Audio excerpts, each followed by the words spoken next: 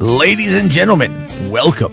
Hollywood After Dark. Today, of course, is 12/21/2022. It is the day that the Mayan calendar ended 9 years ago. We should all be dead, but we're not. We're here. Talking about The Punisher, Boba Fett, The Matrix Resurrections, and a shit ton more here tonight. Hollywood After Dark. Let's fucking go.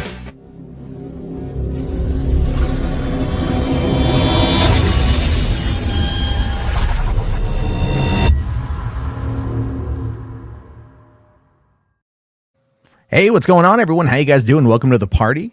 Hope you're all having a great day. Sorry I took last night off. Every once in a while, I just, you know what? I just need a day. I was feeling it last night, though. I'll tell you this. I was like, I don't want to stream. I went out. I did some delivery driving. I came home, and I was like, you know what I'm going to do? I'm going to start watching The Witcher. And I did. I made it a couple episodes in to season 2 so far, having a grand time with it, hoping to dive back in a little bit tonight before I head to bed as we start making our way closer to Christmas. It's going to be a definite interesting time, but I'm not alone tonight, friends. Oh no, I'm not alone, at least not for right now. Joining the party, who knows what's going to happen with this madman. Mad Max, what's going on, buddy?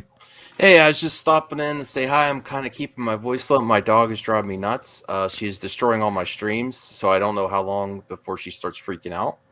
Yeah, your dog has a tendency of doing that. No, I don't know what to do. Lock her in the basement? I don't know. That doesn't work.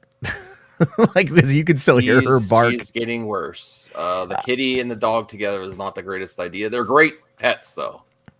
But she's progressively getting worse in her older age. Oh yeah, no, I know. Trust me. I have a cat that is probably like in the neighborhood of like 14, 15 years old, and it's wintertime. She's not an outdoor cat, but because she's so paranoid, she has now basically relegated herself to living outside. And so we bought like heated blankets. We created a whole space for her. We bring her food. I got home tonight, and there is a baby possum macking on her food, and she's just sitting there like, whatever, dude. I don't even fucking care. And I'm like, all right, well, if you get cold and you want to come in at 2:00 in the morning, I'll be asleep. So good luck. Good luck. We love you. But no, really, it's very, having animals, especially in the woods. It's one of those things. But tonight is going to be an interesting, I got a lot to cover. I mean, like there's I did want to bring up, because I think I saw it in your thumbnail, the reactions to Matrix Resurrections. I'm getting really annoyed by people. Oh. Like, I've had people in my comments section when I did a video on it, and they say, yeah, it sucks. And I'm like, how do you know? You didn't see it yet. Like, it was yesterday they were commenting on this. Like, the hate spread so fast, and then this IGN article, and I don't want to jump the shark, because we know the anti-SJWs, they start looking into the writers of the articles, like, are they SJW or something? But I don't know. I have a feeling that someone giving it a 4 out of 10 is really, really stretching, unless it's really garbage. I think. Oh yeah, I think they're. My subjective opinion is they're looking for attention for themselves to give us, because that's the problem with the internet. Regardless of we talk about The Usual Suspects or not, it's either great or it's dumpster fire. There's no in between. That is true. Giving it a 4 out of 10. Come on. You know what? I saw that image floating around. All right. I saw that image floating around. I think that young person, it's a young lady, and I'm not hating on the lady, but I think she's maybe she thinks a lot of herself personally and she wants attention. I'm assuming that someone giving it that low score, unless it's justified, a 4 out of 10, get off with this hyperbolic BS. Yeah. No. You're not, like, I don't disagree with you, actually. I think a lot of people do that. I saw, like I said, I saw that image floating around. Let me check to see here if the movie actually, because I saw Rational there say, oh yeah, no, it did get leaked online. Okay. It got leaked online. It looks like earlier today it got leaked online. So, I mean, I can download it right now if I want to. That just proves that people, that the piracy is a huge problem with these hate clicks. Thank you. I'm going to work on that topic. That just proves it. Well, I mean, like, because most of the people that said they hated it in my comment section say they hated it early this morning or yesterday. Yeah. And I'm like, how did you see it already? I kept asking. Well, here's the thing. So it's like Sing 2 also comes out tomorrow. Mm-hmm. right? And as far as I know, like no one has seen it. I don't know where they would see it. And then I went on IMDb, and there's all these reviews for it that are like from last month, and I'm like, did they screen it somewhere that I don't know about? Because I haven't heard anything about it. Like no one's been talking about it, and I'm excited to see it. I enjoyed the first movie quite a bit. My kids love it, you know. And I'm like, all right, well, crap. Okay, I just want to know like one thing about it, and I can't find any bit of information at all about it. And then, but all these reviews are all of a sudden up, and so it's a little suspicious. Not saying it's anything to freak out about, but I have no idea. One of those weird things. But there's a lot of that stuff going on. A lot of things get leaked out. A lot of things end up getting, getting talked about, which we are going to be talking about Boba Fett leaks that are coming out again. I don't know if these are true or not. Simon here with $5 kicking off the night. Thank you very much, Simon. Says the only Boba Fett leak I want to see is fire spray. Hey, Lindsay. I don't know who Lindsay is, but fire spray is the is the class of ship of Boba Fett starship. They're trying to call it the fire spray. It's a whole thing. It's a whole whatever. I thought it was a dirty joke or something. No, it's not a dirty joke at all. But there's a couple quick things I really want to touch upon that are definitely going to be fun topics very, very quickly.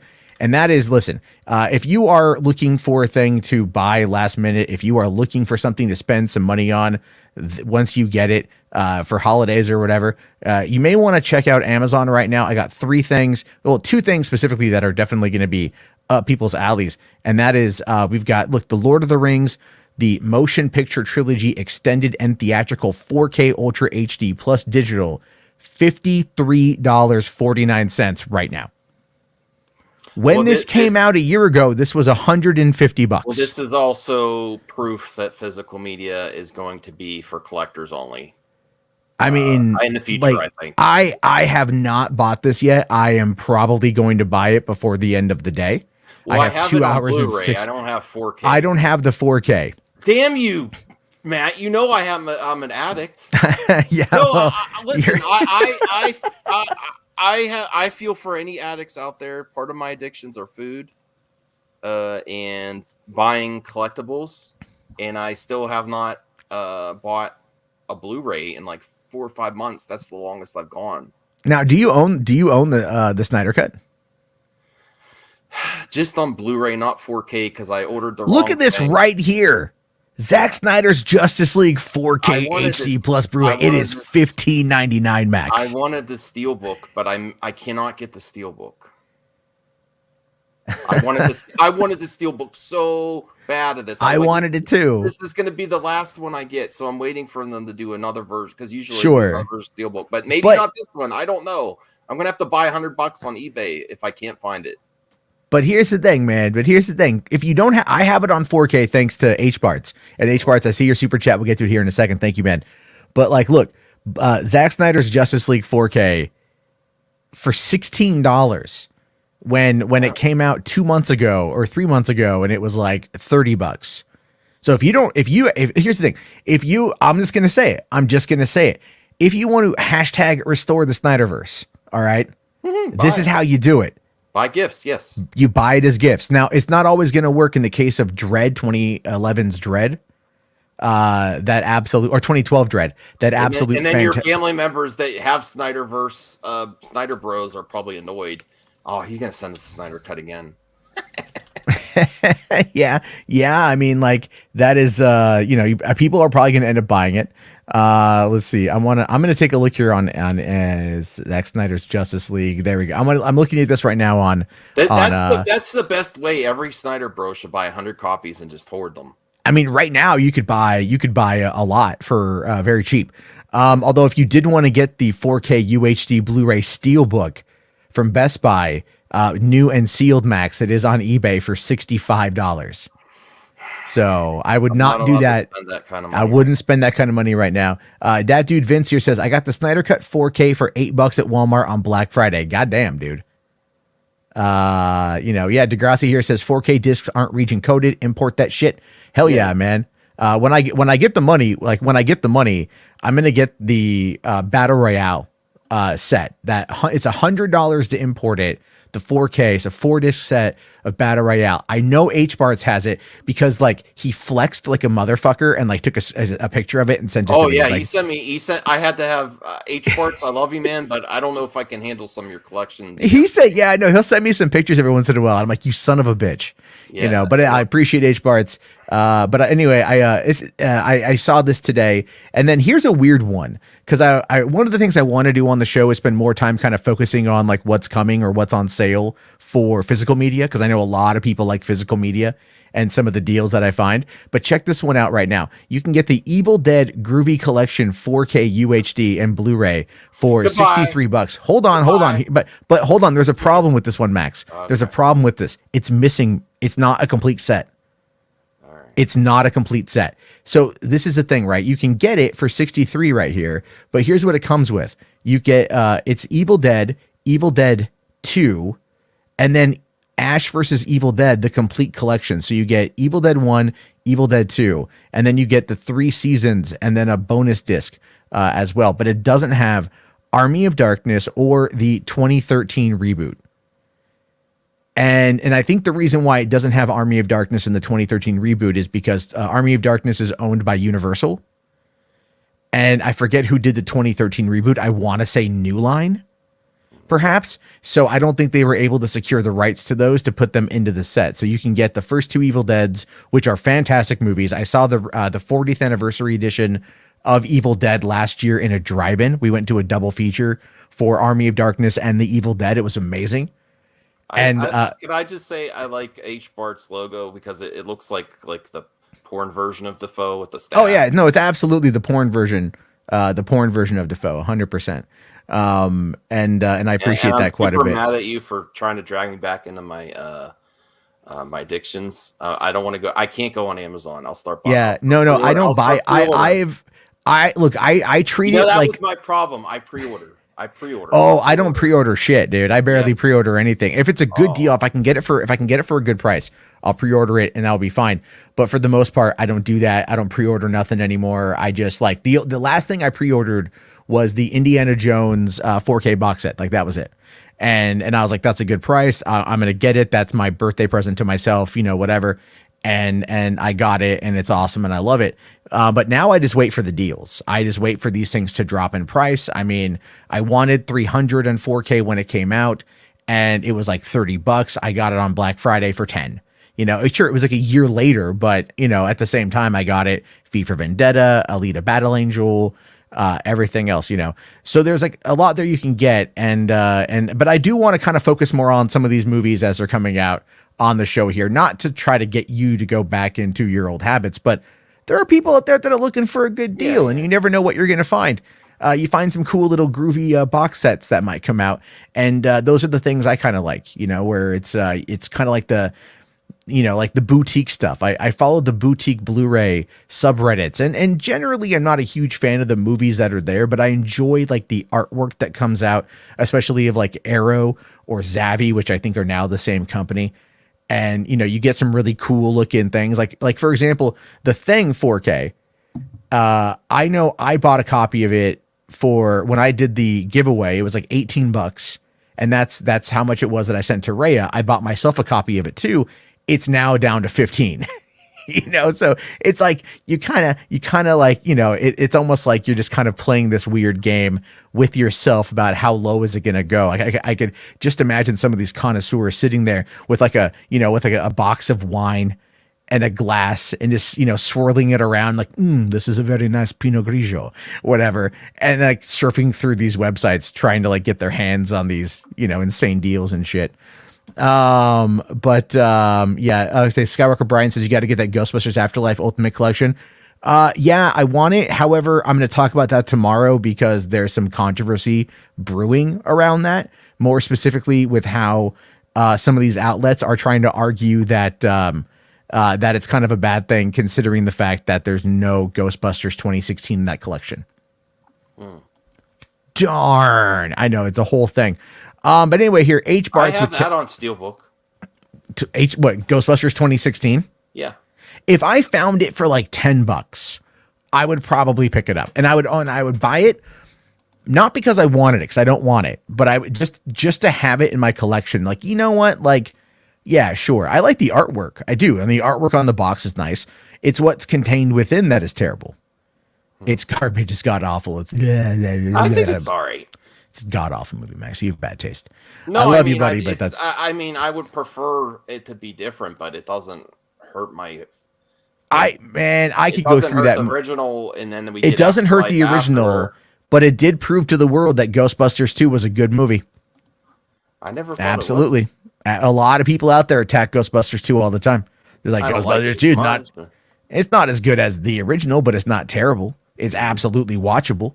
And it's got, it has one of my favorite lines when they're in the courtroom and they get on the proton packs and they fire it up like do, re, egon. Like I love that line.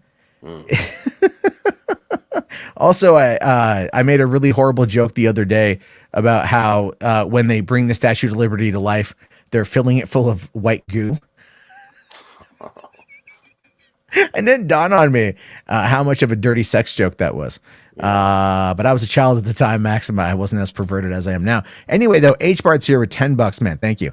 He says here, and this is devastating. I'm not lying. I'm devastated reading this comment. It says, I was talking to my supervisor today at work, and he told me he watches Geeks and Gamers, and he thinks Kathleen Kennedy is not involved in Star Wars. Should I convert him? No. Yes. No. Yes. No. Yeah. What do you mean don't convert him? If it goes bad, do you know how hard it is to convert a Geeks and Gamers fan? If it goes bad, you're going to have weird situations with your supervisor. All right, fine. Maybe okay, fine. Your work supervisor. If it was an underling or just someone else. All right. So here okay. Weird. Here's how you get weird conversations with them too. All right. Well, here's how you frame it with your supervisor to like not get in any trouble down the road. All right. You don't frame it like a convert in, like you're going to like take him to Kathleen Kennedy Pentecostal church or nothing and get him baptized under the arch of Lucasfilm or nothing. But what you do is you just frame it like, well, ask him, why does he think that? And then ask him, well, wait, hold on. Is look at the president of your company. Is this person, are they relegated to a corner office? Like, does that make any sense? No. Well, H-Barts, I care more about you than Jarbo here in your job. Can you imagine trying to convince him not to be Geeks and Gamers? And then also, I watch Matt Jarbo. I'm sorry. Outside of our bubble here, we're all friends here. But that's a convert to us. That's going to be a large leap. That it's very unlikely. Sorry, man. No. It's very unlikely to convert a Geeks and Gamers fan. He said convert, so that means like bring him to our side, right? Yeah, you know how you convert people? You have conversations with them. Yeah. All right. Now look at Brian Master and None. Not my supervisor though. Not my. Yeah. Supervisor. Well, you know what? If you and your supervisor are friends, you can turn him on to like having a good conversation. I'm not saying like take him around the back and like suck his dick and go like Kathleen Kennedy's great. No. Nothing like that. All right. I'm not saying that. I'm just saying like have conversations. Yeah. Have face-to-face like you work from home, so you don't see your supervisor in person. So it's like, but he works in a place where he's going to see a supervisor. He can have those direct human conversations. Been like, sup, bro? You fucking like Star Wars? Sup, yeah, bro. All right, yo, Kathleen Kennedy, man. I'm just saying the word convert is the reason I did such a hot take on it. Convert to us, our convert. That's a big reach. It's very unlikely that you're going to get a Geeks and Gamers fan to then come to our side with Max Jarbo. Max Jarbo. Matt, I need to go to sleep. Matt Jarbo and Max. It's very unlikely. I think, look, man, here's the thing. You can do a lot with good information, right? You can. I think you can convert people. Why the world's the way it is? I think the world's the way it is because a lot of people just didn't want to say anything. And I think we're now at a point where it's time to say something. And that's why when next time he brings up Geeks and Gamers, like, yeah, F that Matt Jarbo. That's what he that guy's a cook. Yeah, fuck that guy. Yeah, I don't like him at all, man. But let me tell you how Kathleen Kennedy is actually single-handedly brought back the Star Wars franchise. Oh no! I'm about to leave now. Look, man, there's a lot there. There's a lot there with Kathleen Kennedy that you can criticize, but there's also a lot there with the corporate structure of Disney that a lot of people are absolutely ignoring when it comes to this particular conversation. And Anna here might have their own thoughts on it. Anna, like, what do you think? You think Kathleen Kennedy's in charge of Star Wars? I mean, it's clearly the fucking case. Look, she's in charge of it. What I think happened is she just found some better creative people to, actually head up the fucking projects. Dave Filoni. Yep, exactly. That's who it was. It was Dave Filoni. Yeah. She just found a group of people who are more dependable and know Star Wars better. That's what she doesn't need replaced until they start ratcheting up the movies and doing a lot of theatrical stuff. The theatrical, right now with the Disney Plus stuff, involved in. She's more involved in. Well, I mean, she's definitely like involved in everything, but what people also don't realize about Lucasfilm is that Lucasfilm wasn't just purchased for Star Wars. A lot of people tend to think that it's ILM, it's Skywalker Sound, it was LucasArts, the game studio, which is now Lucasfilm Games. It was all the IPs associated with it.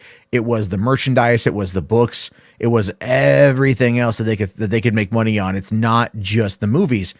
And again, there's the business aspect of it, and I think with the corporate side, kind of feeling a bit hands off with the Disney Plus side of things, and that would be Star Wars Bad Batch, which is an awesome show with a very growing fan base.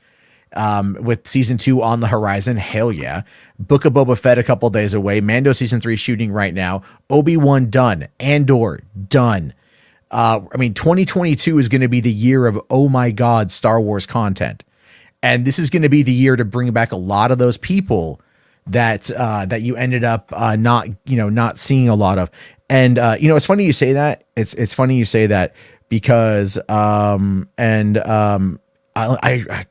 need to send myself this image real quick and then I can show it to you guys, because I actually happened to be scrolling through my older some phone images today, and I came across my analytics actually for my channel during the Last Jedi, when the Last Jedi came out, and I came across a snapshot. I made the most money. I came across a snapshot showing you guys an idea here. Let me just bring it up of how popular my channel was at the time. Here, I'll just let me just bring this up here. And Anna, do you think it's a good idea if your supervisor has very different views to try to convert them to your way of thinking? If you're working with someone, I'm just curious. I mean, I don't think it's... I say leave it alone. Look, I try not to I try not to go in with like the idea of converting anyone to any way of thinking. I like the idea of maybe persuading someone on an individual issue, but I don't know, that's a bit too much. Say if your supervisor was a big Geeks and Gamers fan. Yeah, well, that's a conversation we can have here in a second. But take a look at this. This is a snapshot that is 4 years old, and was just sitting on my camera that I totally forgot about. Mm-hmm. And this is from December 11th through December 17th of 2017. The last, look at this here, right? Ron, I mean, these videos were absolutely blowing up back then. 230,000 views in 48 hours. During the last 2 weeks of 2017, December 2017, I made on this channel over $3,500 just off of the controversy surrounding The Last Jedi. And my reason of bringing it up is for one, I should not have done. I was so angry at it at the time. It was, but you can also see how this drove that kind of conversation. Anger drove it, man. People were coming in. It's real. It's very real. This is the reason why people like Geeks and Gamers and Nerdrotic do what they do. Yeah. This is why the Quartering does what he does. I'm giving people a prime example, Max. This is a visual representation as to why. If I could go back and show you the amount of money that I made during that time off of this, I would, to give you guys an idea as to why it is good for us to do what we can to combat this kind of hatred. It spreads so much better than any kind of fake news. And I'll tell you this though, as much as I'm not a big fan of let's say New Rock Stars and Looper, Watch Mojo, those kind of channels, it's not to say that I don't enjoy them occasionally, but I can just never really get into them. those guys, at least, like New Rockstars, put out a video about everything you missed, all the Easter eggs and stuff in Spider-Man No Way Home, and it's at nearly 4 million views in a couple days. Mm-hmm. And hey, listen, that's good for him. For one, that's a lot of money. Holy shit, that's like 20 grand. Like, I'm not even making that up. That's like 20 grand right there off of one video, and good for him for making that kind of cash. The thing is, though, it's also entirely positive. So it shows you that not everything has to be doom and gloom. You can have those kind of conversations with that kind of content. But those do are well, few and far between. They are content. Whereas the rage and the anger will be consistent. If you catch a ride, you could harp on it for long periods of time. What can you do? One video like that, whereas you could do 30 in the case of Geeks and Gamers. But you're not going to get 4 million. That's for certain. You might get it over the span of a month, but not in 2 days. Mm-hmm. And even Jeremy hasn't pulling in 4 million views. Well, a month I'll be anymore, honest, but they're buffoons if they think this Matrix hate's going to ride out. People are going to be like, okay, and move on. I think the movie. Here's the thing: the movie comes out tomorrow. There's no early screenings of it. I didn't see any tonight in my area. I mean, it's all Spider-Man because Spider-Man's doing as well as it's doing. Yep. That's the whole issue. Is like Spider-Man's doing very well. I feel bad for Spider-Man's going to eat everything. I don't know if they can make another. I don't think it's going to make enough money where they're going to say, "Let's do another one." From what I had read, and I just saw this as a headline. It's not designed to open the door for another trilogy. It's just designed to be another one-off.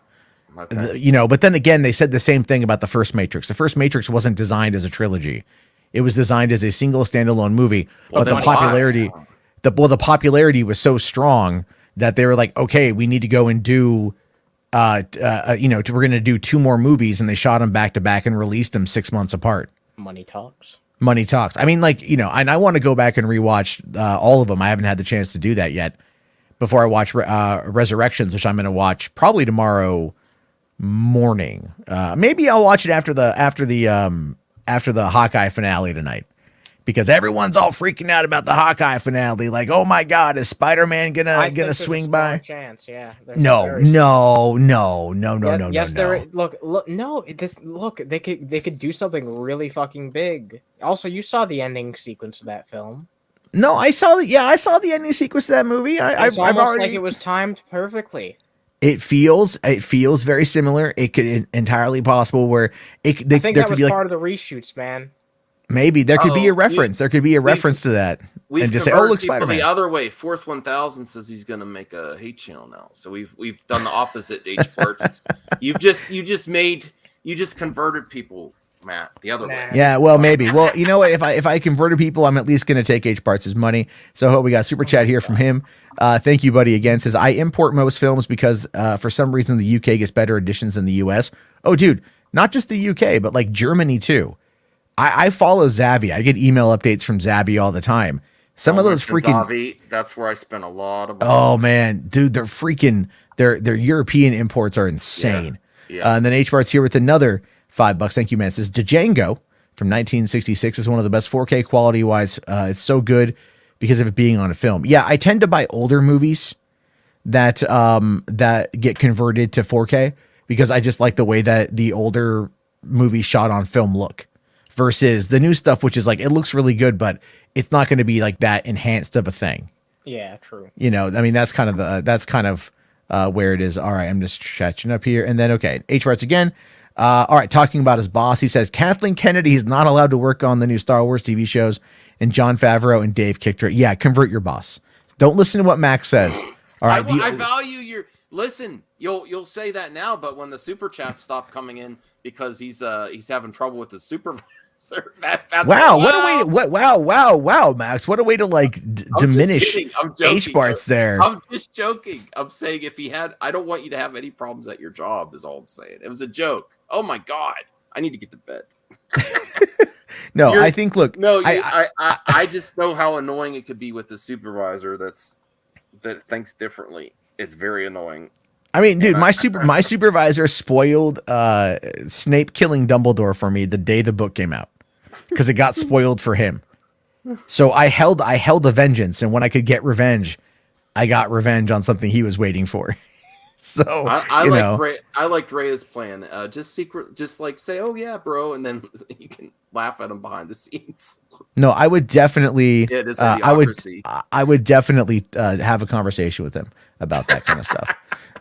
Darth Scipio says here, "Hey gang, don't be bashful and smack that like button." Hell yeah! Look, there's 88 people in here with 11 likes, 14 likes now. Thank you guys. You guys, look, likes actually help out the channel. Dislikes, if you want, do that too. It's all good. No one can see them except for me. So help out this show right now with the likes because it's also slow around the holidays too. Like people are busy, so it really helps. It helps even more. Yeah, I really appreciate that. John here though says, "Don't piss on your boss." Not all the only one. And you suck says, "Don't piss off your boss." So Matt Jarbo makes a lot more sense than Jeremy. It would be a perfect segue. Well, Matt Jarbo has actual experience working in the industry. I know. Unlike Jeremy, who doesn't leave his pool house in Floribama. So, I mean, like, but then again, listen, those are the kind of guys that attack, the vaccine stuff. So, not to put you in a tough spot, but you're the tiebreaker here on this debate. Look, it varies person by person. Look. I do think that it might be a dangerous position to go to someone who's like in a position of power over you, unless you can maybe if you can read the person out and if they're chill enough to have a real conversation with, then I guess sure you could give it a try. Just put it gently. And I think that goes for any time you're trying. Yeah, it's really over, though, right? It's really just like it's at first just the tip, right? Just the tip, and then after a while you get the head and then the shaft, and then Matt Jarbo made it about dicks on Quad of all things. Oh God, no! I don't make dirty jokes on this show at all. Never. H Bart's here says my supervisor is a year or two older than me, so we're good friends. I'm gonna save him. Godspeed. You're gonna save him. Well, all right. Godspeed, brother. Godspeed. SpiderMan. Godspeed. Do what you have to do. Do it with that Defoe face on. Yeah. I want you to get the fake. Yeah, get the fake porn stash. Right. I want you to rock that thing and just go like, "I'm gonna teach you." And then but have a real deep Defoe voice, and then work on your laugh. Anyway, the real Aaron Collins here says, "It's been a long time, $3. Glad to see you again. But how you doing, man? How you doing? Hope all is well. Thank you for coming on in and really appreciate that." So, okay, let's there's a lot to get to tonight. Well, H-Barts. I wasn't Max is so going to get your ass fired, dude. No. So I'm trying to protect our little H-Barts. I love H-Barts. I just, I work. Maybe it's because I've had some experience with bad work situations. Sure. I mean, we all have, Max. We all have. But tonight though, this question from Laser Luke asked the question: "What's up, Matt and Max? Are you guys ready to see The Matrix Resurrections?" Yeah. Yes. Actually, I have to get to bed. I want to watch it after work tomorrow. Oh yeah. It's not. It's and it didn't drop early on HBO Max. They actually waited until midnight. They're going to wait until midnight. They're going to go up against. This is the thing. They're putting the movie up against Spider-Man No Way Home, which is just going to demolish it. Make no mistake about that. It's going to demolish it. And then they put the movie on HBO Max up against the finale of Hawkeye, where Kingpin is going to be in it.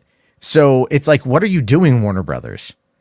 I don't know. I'm waiting for the Samba TV numbers that are going to be touted around, but aren't really going to mean anything. But as for this, though, I'm excited for The Matrix. And so I wanted to take a quick look here at what some of the critics are saying. With 69 before. Well, it went up. That's good. Well, 69 is also, I mean, come on, with him, it should have been 69 and it should have stayed. No. That's not that's a bad joke. That's a Bill and Ted joke. That's a Bill and Ted joke. Do you not know that joke? I thought I saw that movie when I was a little fucking kid. I hope. Oh man, this is when they first meet their time traveling counterparts. Like, whoa, dude. All right, what number are we thinking of? 69, dude. Oh yeah. It's total something afoot at the Circle K. Man, I love that goddamn movie. I like the third one too. People like to bash the third one. I thought the third one was funny. Wait, they made 3 of those movies? Oh, the third one's horrible. It's not horrible. I don't like the trash movies. You are such a Grinch. No, you are. How can you think the third one is horrible? It was painful to watch. It was not painful. It was funny, dude. I barely finished it. It was one that I wanted to stop. And man. I'm an easy guy to please. Nah, it was excellent. You like it too? No, I haven't seen it. I just told you. Oh, okay. I haven't seen that shit. Well, I'm gonna have to go to bed soon here because I have to. Get, all right. But yeah, well, we'll say what you're gonna say, and then I'll get going. All right. Well, it says here, I wanted to take kind of a quick look at what the critics are saying. It says, if it lacks the original's bracingly original craft, The Matrix Resurrections revisits the world of the franchise with wit, a timely perspective, and heart. That's an interesting way of talking about that, right? A perspective and heart. I mean, I guess it's really all about... I wish they would have gone series route, like a series. Well, here's the thing with that, though. So the thing you got to understand about this is what we're talking about with like that shock and awe campaign that Zazab was talking about. In my mind, it's not about the Snyderverse. In my mind, it's about the other IPs that Warner's has access to. And that's going to be the Matrix. And then like doing something like continuing the Matrix on an HBO Max series would actually probably be the best thing for them to do. Yeah. What I think this movie is, I think this movie is a reintroduction to younger audiences, a continuation or a culmination for the longtime fans, which would be people like myself and you and everybody else here. And then, it will probably do very well on HBO Max. Most likely going to do over the holiday week. It's going to have the best numbers. And then they might go and give it a green light for a TV show to then further explain the Matrix. Maybe they're going to have character. They're going to have some stuff. It was, we'll have to wait and see. But I think it's going to be, absolutely a thing. Hold on here. What? Brian says Halloween Horror Nights is what made Bill and Ted popular back in the day. Dude, I was like 5 or 6 years old when Bill and Ted came out. Everyone I knew saw it. Everyone I knew talked about it. It was even in like Teen Beat or like Tiger Beat magazine, right? Like I remember like reading a preview for Bogus Journey in one of those teeny bopper mags. It was not Halloween Horror Nights that made it popular. It definitely like was popular for like the time. I'm not saying it didn't help keep it around, but I not a lot of people outside of who goes to Universal, and that's not everybody, is going to know about Halloween Horror Nights. I'm sorry. Just saying. I'm just saying. And then hold on here. Okay. What? H-Red says that his boss says he trusts Critical Drinker the most. Get the fuck out of here. He's lost. He's lost.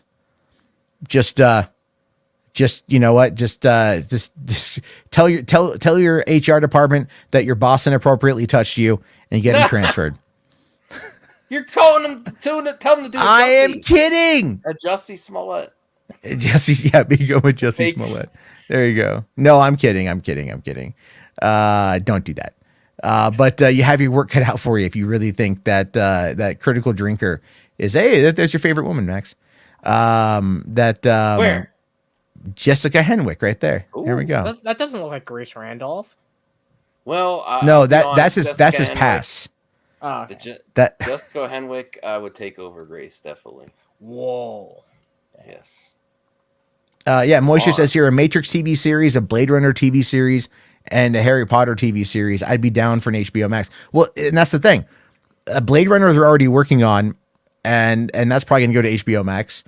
Harry Potter television series isn't it? They animated. No. That's on Cartoon Network. They're doing Ridley Scott has announced that they're developing a Blade Runner live action show. And then Harry Potter television series readaptation is an inevitability. Right now, with the success of Wheel of Time, with the oncoming Lord of the Rings, you can guarantee that they're going to definitely reboot Harry Potter in television format. And a Matrix show, that'd be rocking the IPs, and since that's what they're after. This is the thing with the Snyder fans. I nothing against them, but all they talk about is DC. Warner's has got a lot of other properties that's going to make a lot more. That's going to make a lot more profitability. If you're going to criticize that, criticize every channel that's like stuck with Marvel or they. I am. Well, we don't have to. The channels that have stuck with Marvel make sense because the channels that have stuck with Marvel, there's been a consistent, like, steady hand at the helm since 2008. Marvel fans, they be eating good because they know where to put their trust. Consistent quality. They don't have to make shit up in order to like fuel their idea of things being right or wrong. Like there's actually consistently good content coming out. Sure, sometimes there are Marvel channels that overinflate what's mediocre that comes out, but I mean, more often than not, Like some of the worst shit that you get out of Marvel is still better than some of the shit that you get out of DC on average. That is true. You know, I mean, can we say really? That DC doesn't have standout films. No. Look. I'm excited to see what's coming down the pipeline. All right, I'm very much looking forward to seeing Shazam 2. I love Shazam. Aquaman 2 is high on my list for 2022. Hell yeah! Because I loved Aquaman, and the Batman is gonna blow my skirt up in so many ways. I think it's gonna be great. You know, Black Adam looks like it's gonna probably be a fair amount of fun, even though I've been critical of The Rock. The Flash is one that I will watch. And I will pray to God or whatever deity I can. Excited for it. I'm hoping that the rumors that, you know, he had a conversation with Zach Muschietti about the Batflick scenes, and that hopefully there may be a potential there going forward for some type of continuation, or if it really hits it out of the park, maybe Muschietti can bring Darkseid back or something, or some way to wrap up the storyline. Because even people don't realize, even the Snyder Cut and Justice League both have, you know, like hinting at Darkseid. Both of them, you know, they both are going a certain direction. So hopefully, well, I mean, yeah, maybe Muschietti will be the one to push it forward if Flash is really successful. I know that's a big ask, but well, I mean, listen. If you have seen Spider-Man No Way Home, and I hope all of you here have, or you don't care about, if you don't care about spoilers, close your eyes for the next 10 seconds. All right, because if you paid attention to any of that, then this image is probably going to be really, really, really funny.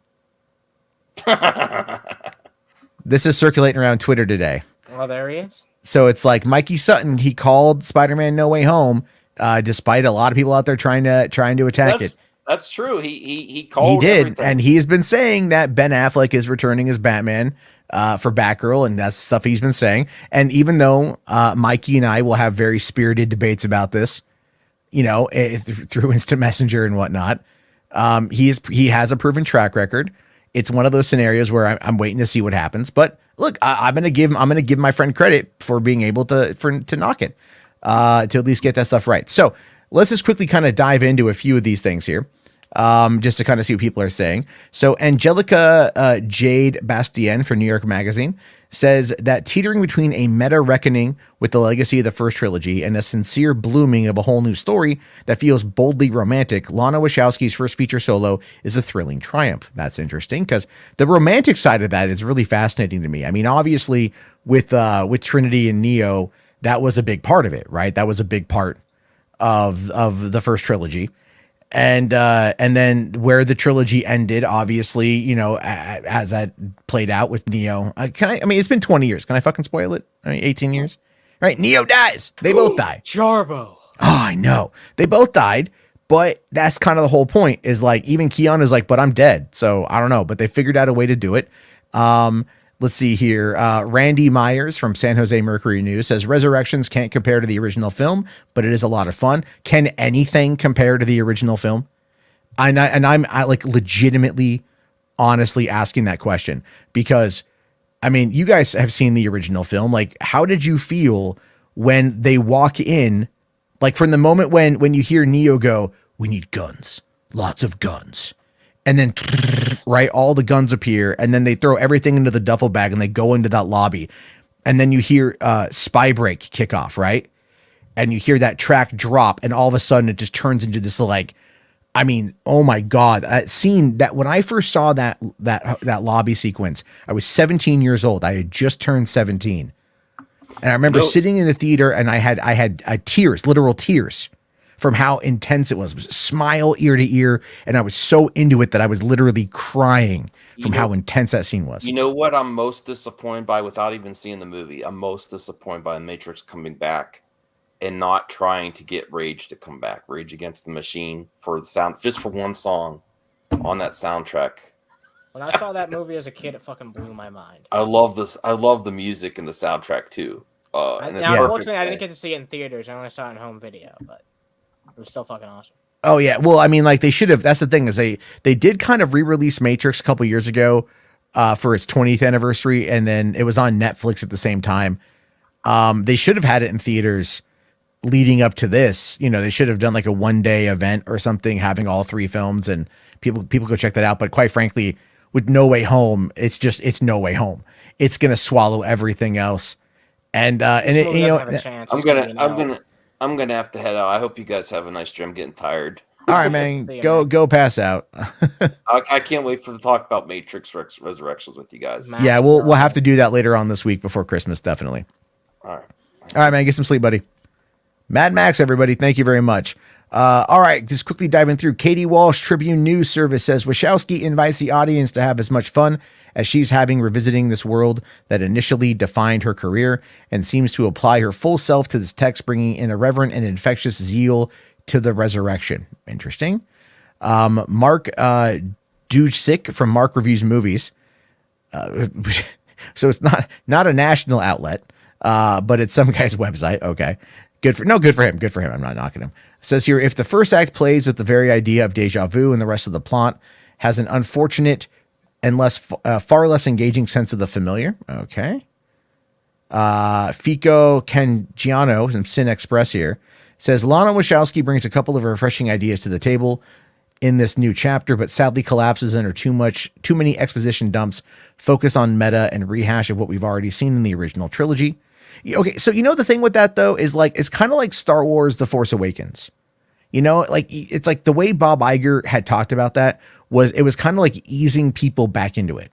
That's why it was so familiar, because they wanted to ease people back in because it had been so long, And maybe that's what they're doing here. They're easing everybody back into the Matrix by having it play with the meta, but they're doing it not in a fan servicey way. Or maybe it is a fan servicey way. I haven't seen it yet, but maybe they're doing it in a way that plays up the meta aspect of it, because we do live in a very like meta pop culture based society. And that's how Lana is wanting to kind of reintroduce the themes. So while for diehard fans, it's not going to feel like it's anything new, but for new fans, they're going to get exposed to it for the first time and then go back and revisit the originals. I think that's kind of what I think is probably going on here. You have any thoughts on that, Anna? I feel like I'm not really in a place to say much on the Matrix because I only ever see the first one. I never saw the second or third one. So as a franchise, I can't really evaluate it. Oh yeah, well you should definitely check them out. They're good. You think the second and third one are good? Yeah. Look, dude, people like. Okay, here's the thing with the second and the third movie. Like they're not, they're not as impactful as the first. The first is fucking impactful. They're not as impactful as the first, but they're still not terrible. They have some fun action sequences. They got some interesting plot. It does take a little bit of like, it does feel a little bit contrived with Reloaded and everything else, but then I feel they do their best to kind of tie it together with Revolutions, and at the end of it, I enjoyed the sequel trilogy, or the sequels, not sequel. I enjoyed the sequels for what they were, and I mean, again, I vastly prefer the original, but the sequels were not bad. They're not terrible to me. They've aged better than other sequels have over the years. I missed out on a lot of sequels, honestly. Like you were talking about Ghostbusters earlier. I've seen the original Ghostbusters multiple times. I've never seen Ghostbusters 2. Oh, you're missing out, man. Well, people just kept telling me it wasn't worth your time. No, don't listen to those people. They're dumb. Oh, well, they're literally dumb. What's another one? I've seen Terminator 1 and 2. I've never seen anything beyond that.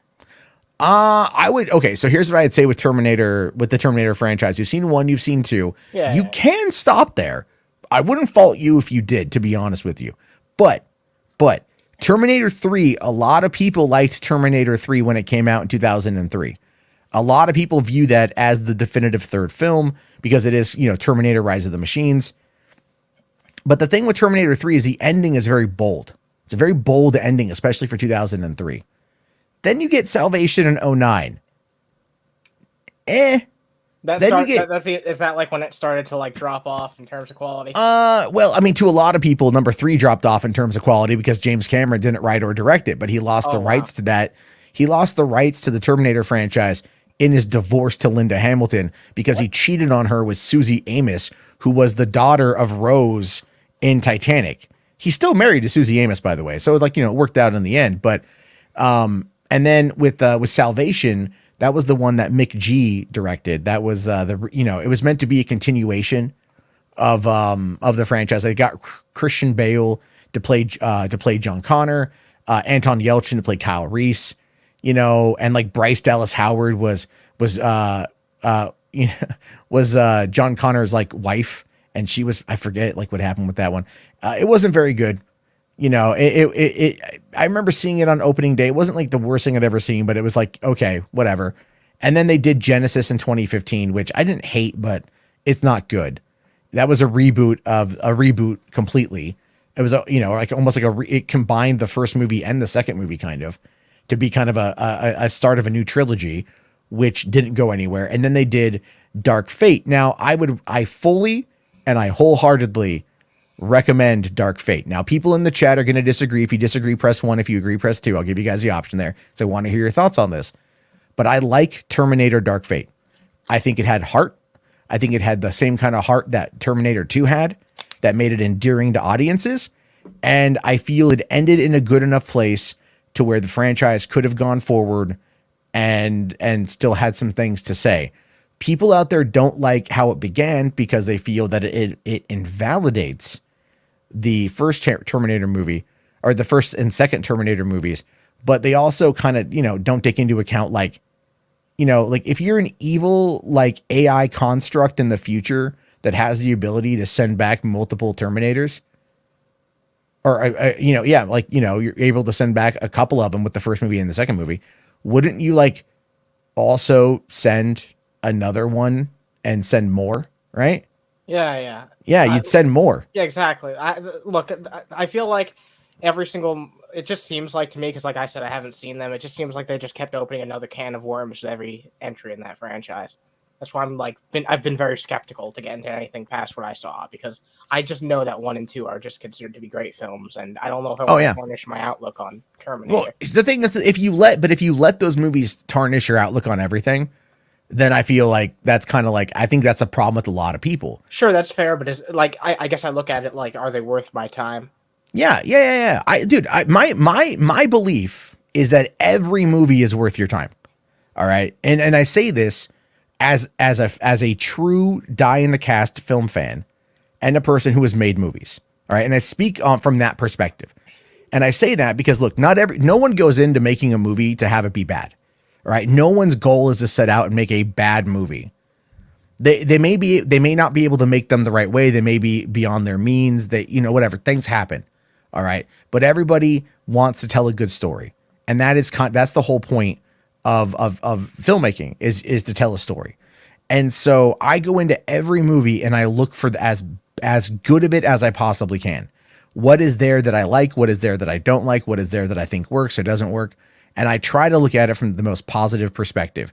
And I think that if you go into it like that, and you go into more movies like that, you can find out like what about it speaks to you. And if you get past the surface level noise and stuff, and maybe just go a little bit beneath the surface, you might find something there. And there's movies that I've seen that are just like, one-time watches, right? That you don't feel like you ever need to watch again. And that, to be honest with you, that's probably like most movies.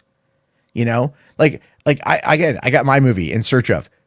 I show it to people to mainly laugh at, right? I'm like, yeah, I made this movie, check it out. But I don't ever expect anybody to watch it more than once, and some people have, and they enjoy it, and that's great. And I really appreciate that. But like, I think every movie should be seen at least once if you can. But then again, there's like 50,000 of them made a fucking year. So like, realistically, you're going to see whatever has the most marketing and that's in front of your eyes, So that's how I view that one here. Real quick here, Rational Skeptic with $5, buddy. Thank you. Says, be sure to read up on Matrix Online plot. It takes place after the Matrix Revolutions, and the Wachowskis said it's canon. Oh, does that tie into this? There's that. Now, Moisture asks here, was The Last Jedi worth my time? Yes, it was. Even with my anger surrounding it, even with my dislike of it. It is worth my time. I feel the movie, and again, I'm gonna be fair. I feel the movie was directed very well. The effects were top notch. The cinematography was fantastic. The way that they did some of those scenes was, really breathtaking. I really loved it.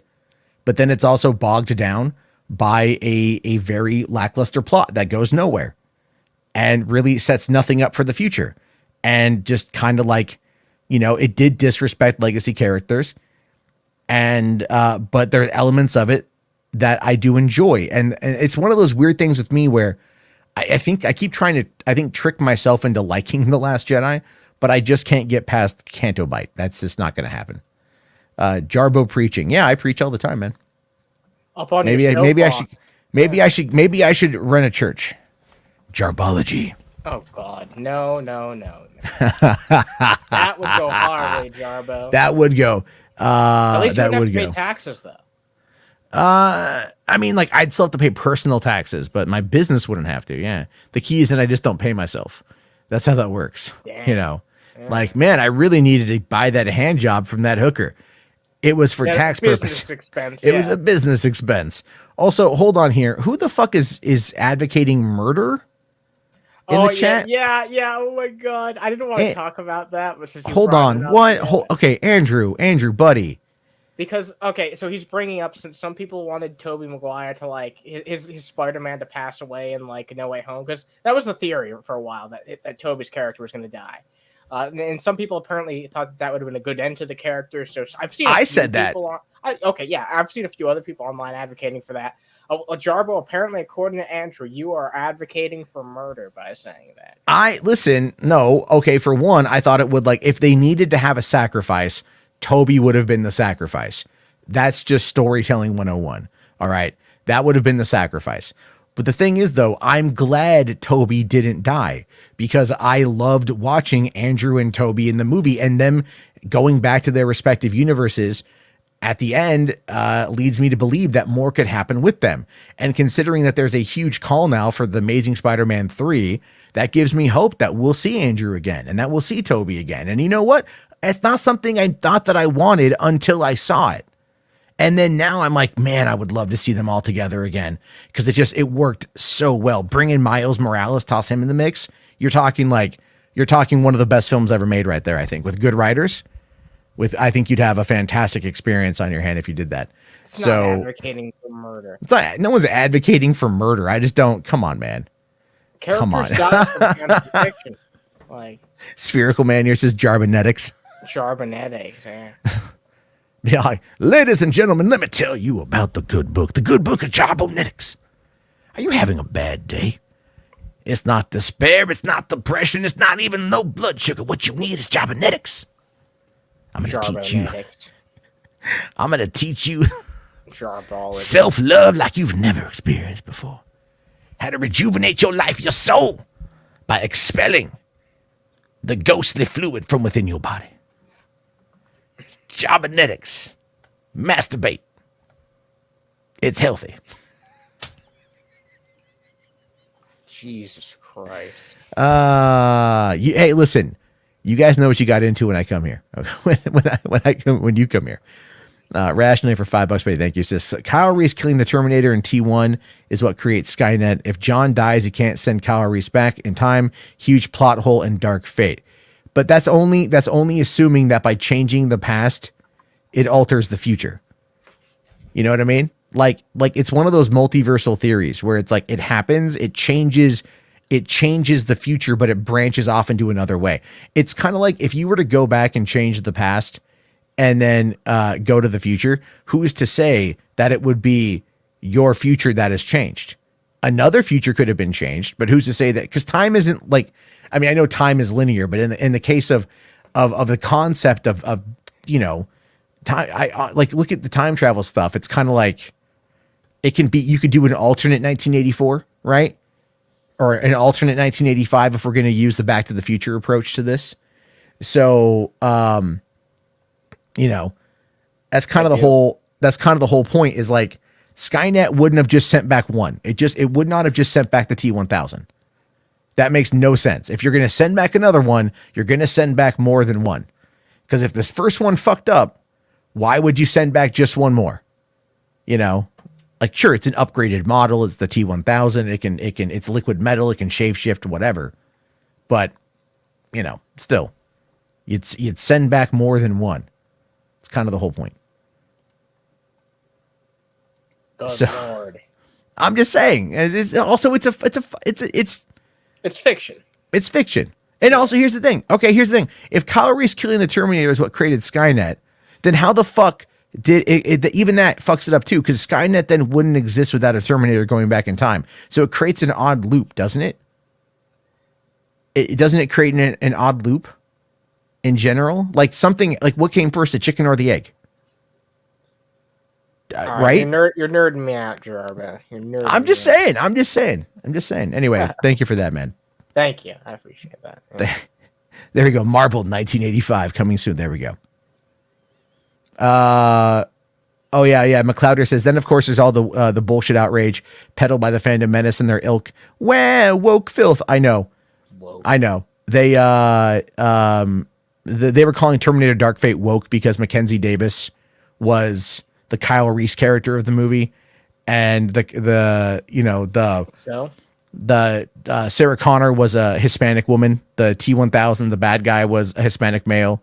Oh, who cares? And they're just like, oh my god, the Mexicans. It's like it was. I'm like, dude, Diego Luna was fucking really good in that movie. Schwarzenegger was fantastic in that role as well. I loved him. Linda Hamilton was great as an old, pissed off, angry as fuck Sarah Connor, because I loved. Tim Miller did a good job directing that fucking movie. People bashed that thing without even giving it a fucking chance. And you know what? I will defend Terminator Dark Fate because I really, really, really liked it.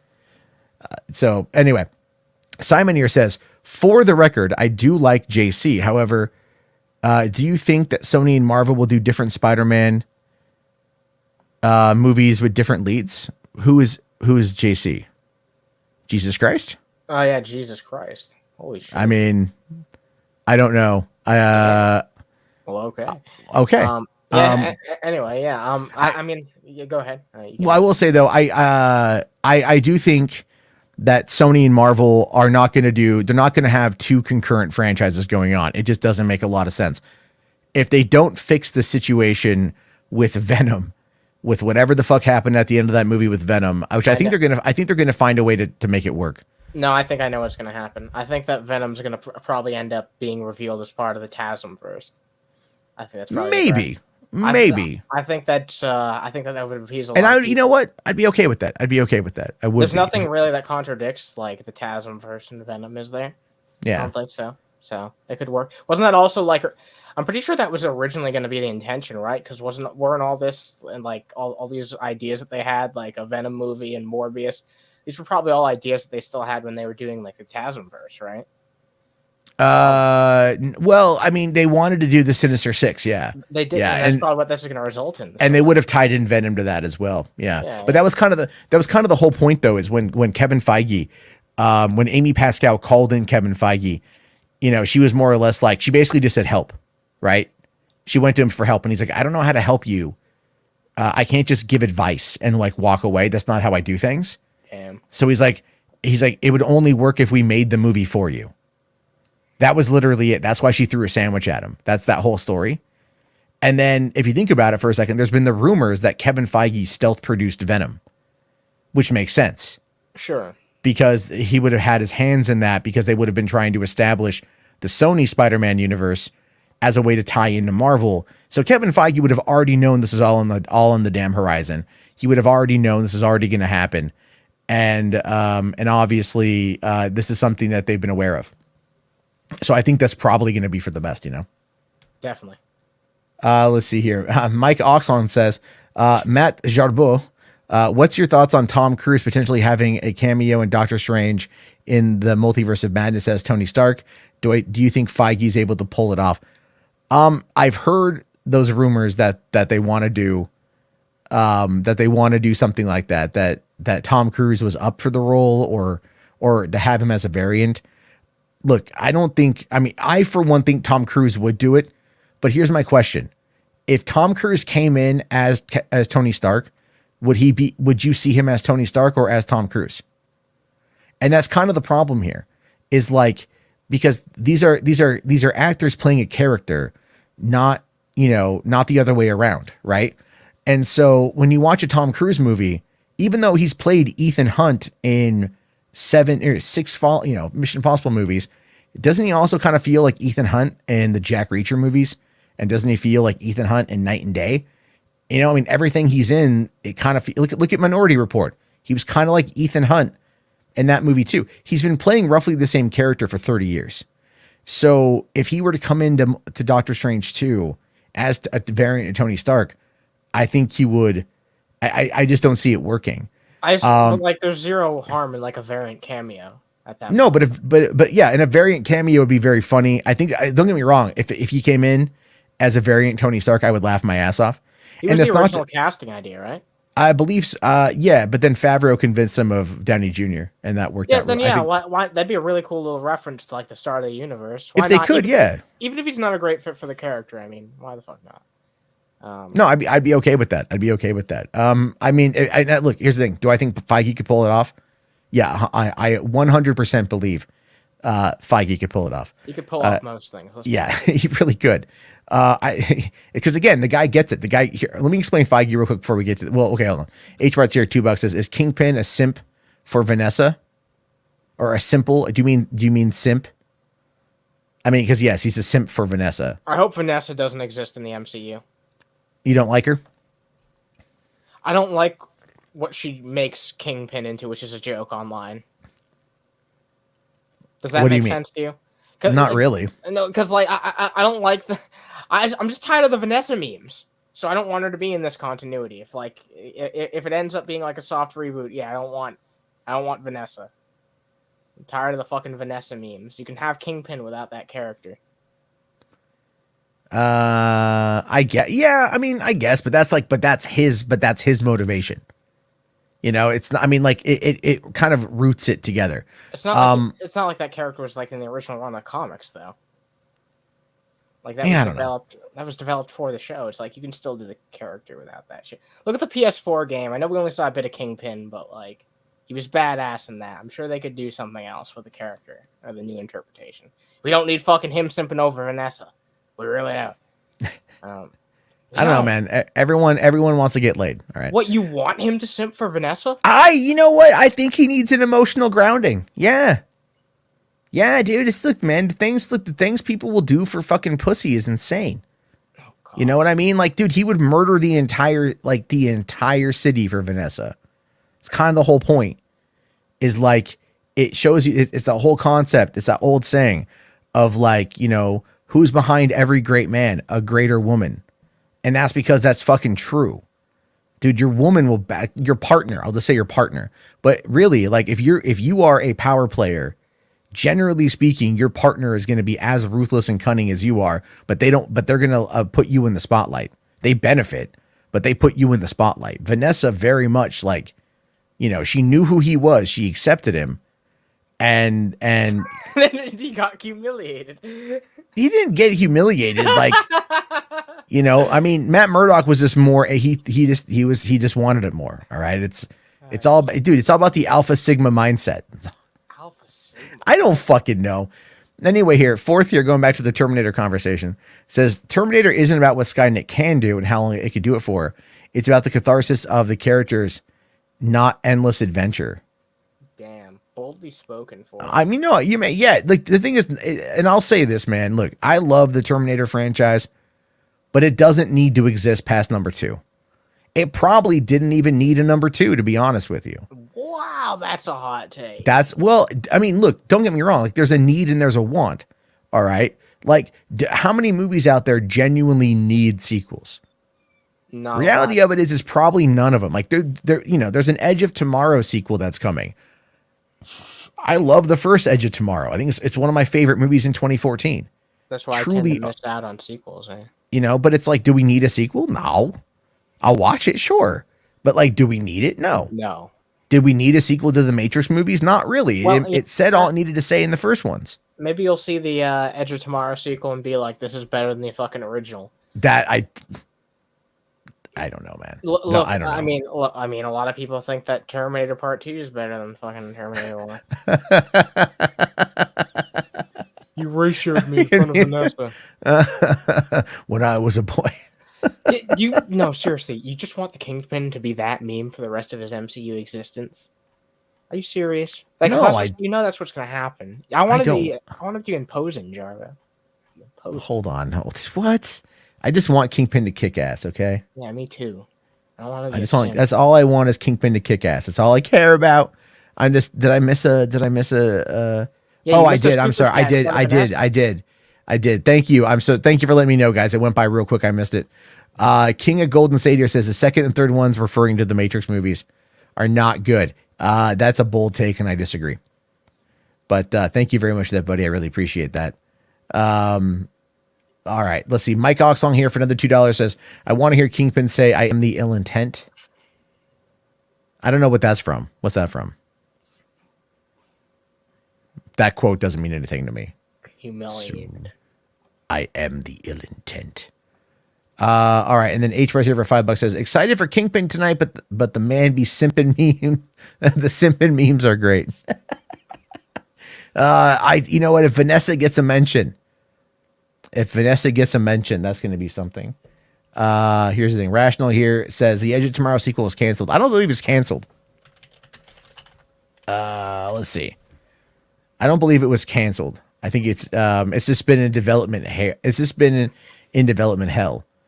Yeah, according to Slash Film from September 16th of this year, it's just been in development hell. So we'll have to wait and see on that one there.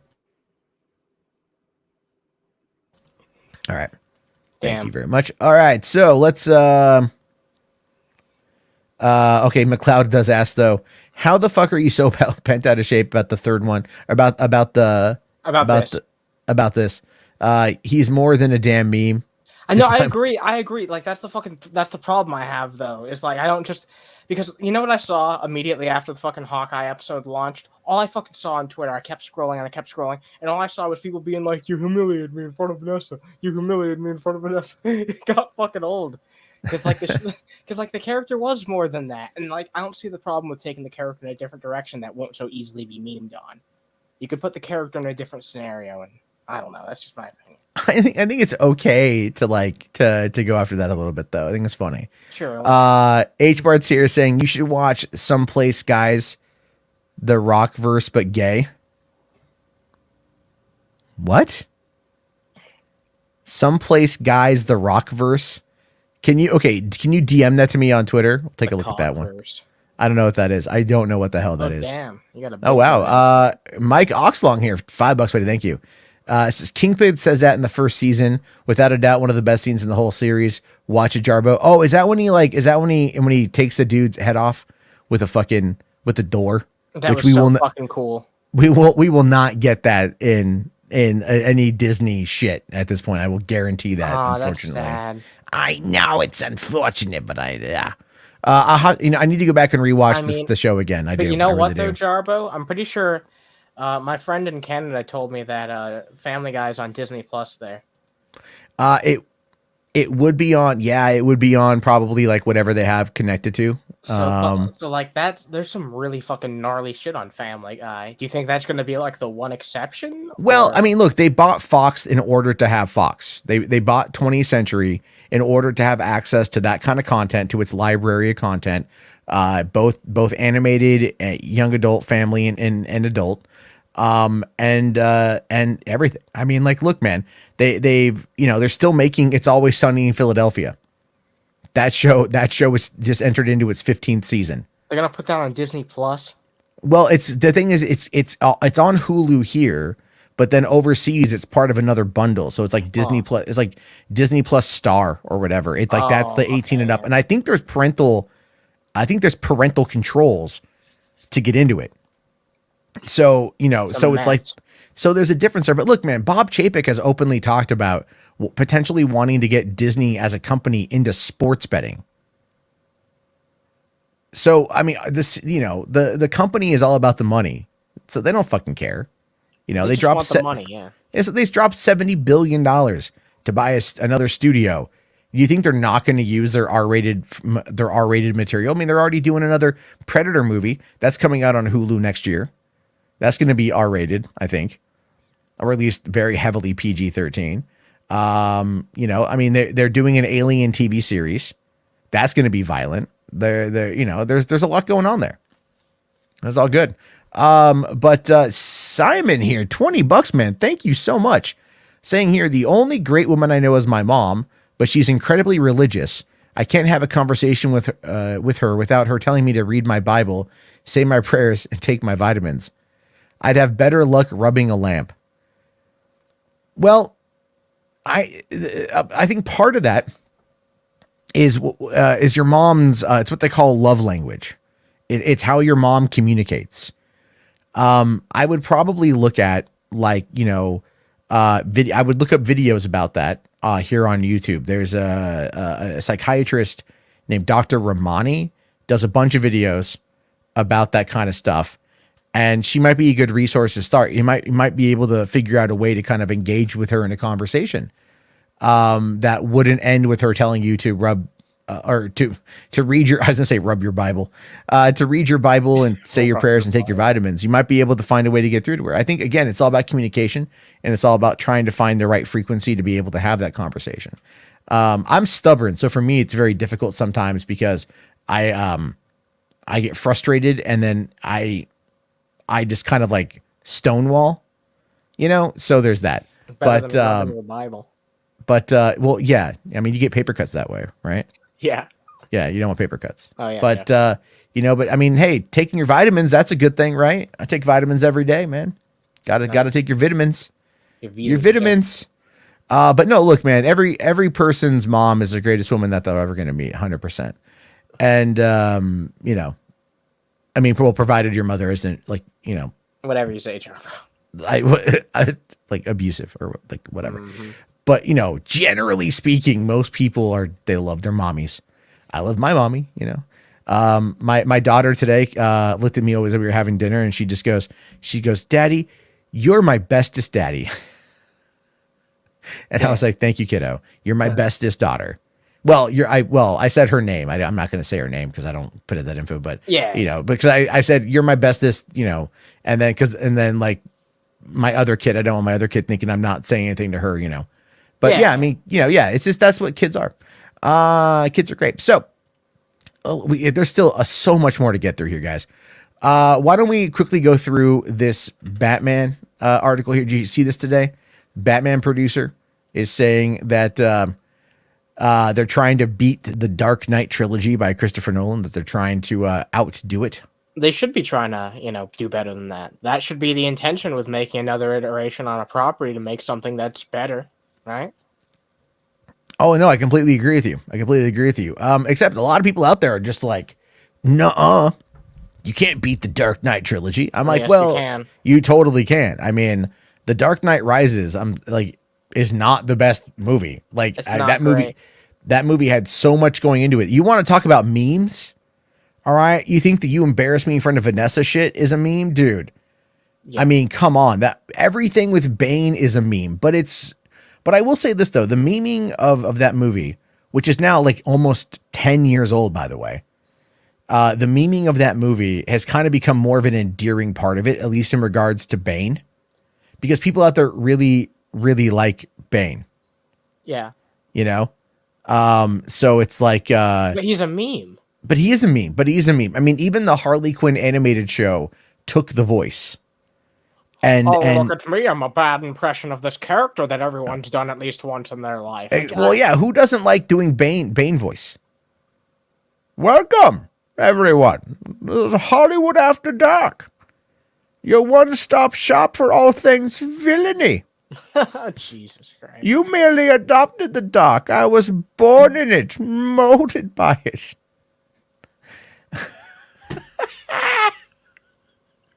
Bane impressions I'm so burned out on Bane. I love Bane impressions, man. I love them. I love them so much. I love the Bane voice. Like, if you ever just want to make me laugh, do a Bane voice. I'll laugh. I want a Bane that actually talks like Bane. You don't want him to talk about whacking it in a tool shed. Oh my God, no, I don't. I don't. I also don't want to hear him just make a bunch of sounds like raw. I don't want to hear that shit either. I'd be okay with that. That'd be great. No. I want him to sound like charismatic. Like Bane's intelligent. Like really intelligent. Bane is really intelligent in the movie. What, in Dark Knight Rises? Yeah. He was it was decently intelligent. It was Talia al Ghul that was fucking terrible. There was nothing about his character that like really like made me think, oh yeah, this guy's a total fucking genius.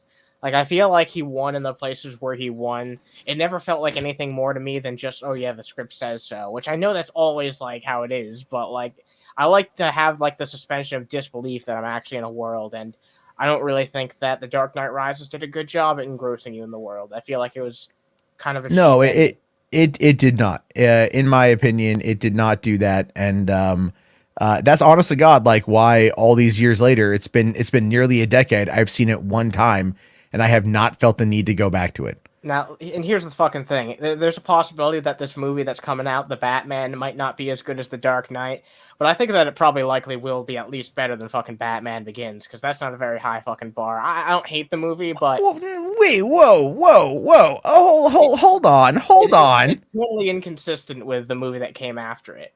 Well, it's not. It's also the first time he just like... I mean, like, he was figuring it out, man. Yeah, but like no one who actually goes back and talks about Batman Begins. It doesn't. No, really, I mean, no. The Dark Knight. It set the bar. The Dark Knight set the bar. The Dark Knight is what everyone talks about. Yeah, but Batman Begins is a solid movie that absolutely is rewatchable. It absolutely sets up what's to come in regards to like the tone of it all. Because the tone is like, look, as Batman became a greater threat to the criminality of Gotham, a villain needed to rise to meet that threat. And that's what the Joker was. The Joker was chaos incarnate. And that was the whole point. Like Heath Ledger, his performance knocked it out of the park 100%. But it didn't invalidate Begins. But I do think that The Dark Knight Rises could probably never actually compare with it. No, wait, yeah, no, both of those movies pale in comparison to The Dark Knight, and for good reason. I don't think the film's overrated or anything. I think it's fucking great, and it deserves the praise it gets. I almost feel like it's like the hipster opinion these days to say, oh yeah, no, The Dark Knight's not that great, but if you actually go back and watch it, it kicks ass. Like, it's a really good fucking movie. Oh, it's a great film. I mean, it's a great movie. Like, I like the trilogy. I love Nolan, but I feel like during that time frame of 2005 to 2012, right, when he did Batman Begins, he did that one with that Mad Magician one with Hugh Jackman and Michael Caine and Christian Bale. Not The Illusionist. That was Paul, or that was Edward Norton, I think. The Prestige. It was The Prestige. He did The Prestige, which was fucking excellent. Then he did The Dark Knight.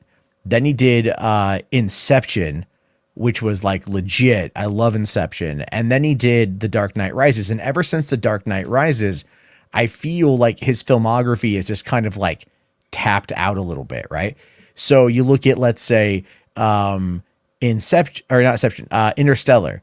Interstellar had a solid 2/3. The first 2/3 of that movie were fucking amazing. I mean, 2014, holy shit. That right there should have been the best thing you've ever seen. The last act of that movie was god awful. It was just god awful. It went full Stanley Kubrick 2001. It just didn't make any fucking sense. Like, I mean, the fact that like he was the ghost that haunted his daughter when she was a child. The fuck? You know what I mean? And then you get to he did that one, and then he did Dunkirk. Was that the next one after that he did? I'm pretty sure, yeah. Yeah, I haven't seen Dunkirk because it just didn't interest me. I heard Nolan World War II, and I'm like, fuck yeah. And then it's all like, Nolan World War II, a bunch of British guys stranded on a beach. Well, fuck. You know, like, and I know that's not the story. It's just, that's how I framed it in my mind, and it didn't get me. And then I haven't seen Tenet yet, because Tenet, like, I just heard nothing but bad things about. You know, like, no one was like, technically, on a technical level, Tenet apparently is amazing, but on a storytelling level, apparently it's not very good. I do just want to clarify, by the way, I don't dislike Batman Begins. I like it. I just don't think it's I don't think it's as solid as The Dark Knight by a sizable margin. I do think that there are some tonal inconsistencies there, which kind of bother me. I just don't like people put the entire trilogy on a pedestal, and that kind of fucking bothers me. because I feel like people kind of just do that because it was so much better than what came before it. And I get that. It was such a breath of fresh air. But it doesn't mean that we can't get a Batman film that's better. And I do think that there is a decent chance that this Batman film could be better than at least Batman Begins and The Dark Knight Rises. It's going to be really hard to pass The Dark Knight. It is going to be hard to pass The Dark Knight because that's going to be the bar everyone holds it to. And I'm telling you right now, I really think that a Ben Affleck Batman movie would have come up to that bar in a different way. But just looking at the response to Ben Affleck's Batman and BVS and then the actual like Snyder cut, people really wanted more of that. And I think that would have like gone a long way to kind of like reestablish the character of Batman and like this, maybe not so much like super serial sort of way. But anyway, this article here talks a bit about that. When talking about, interviewing Matt Reeves, right, about why he wants to do the Batman. He says here, we've seen a lot of great stories about Bruce Wayne witnessing his parents' murder and then trying to find ways to cope with that by perfecting himself into Batman.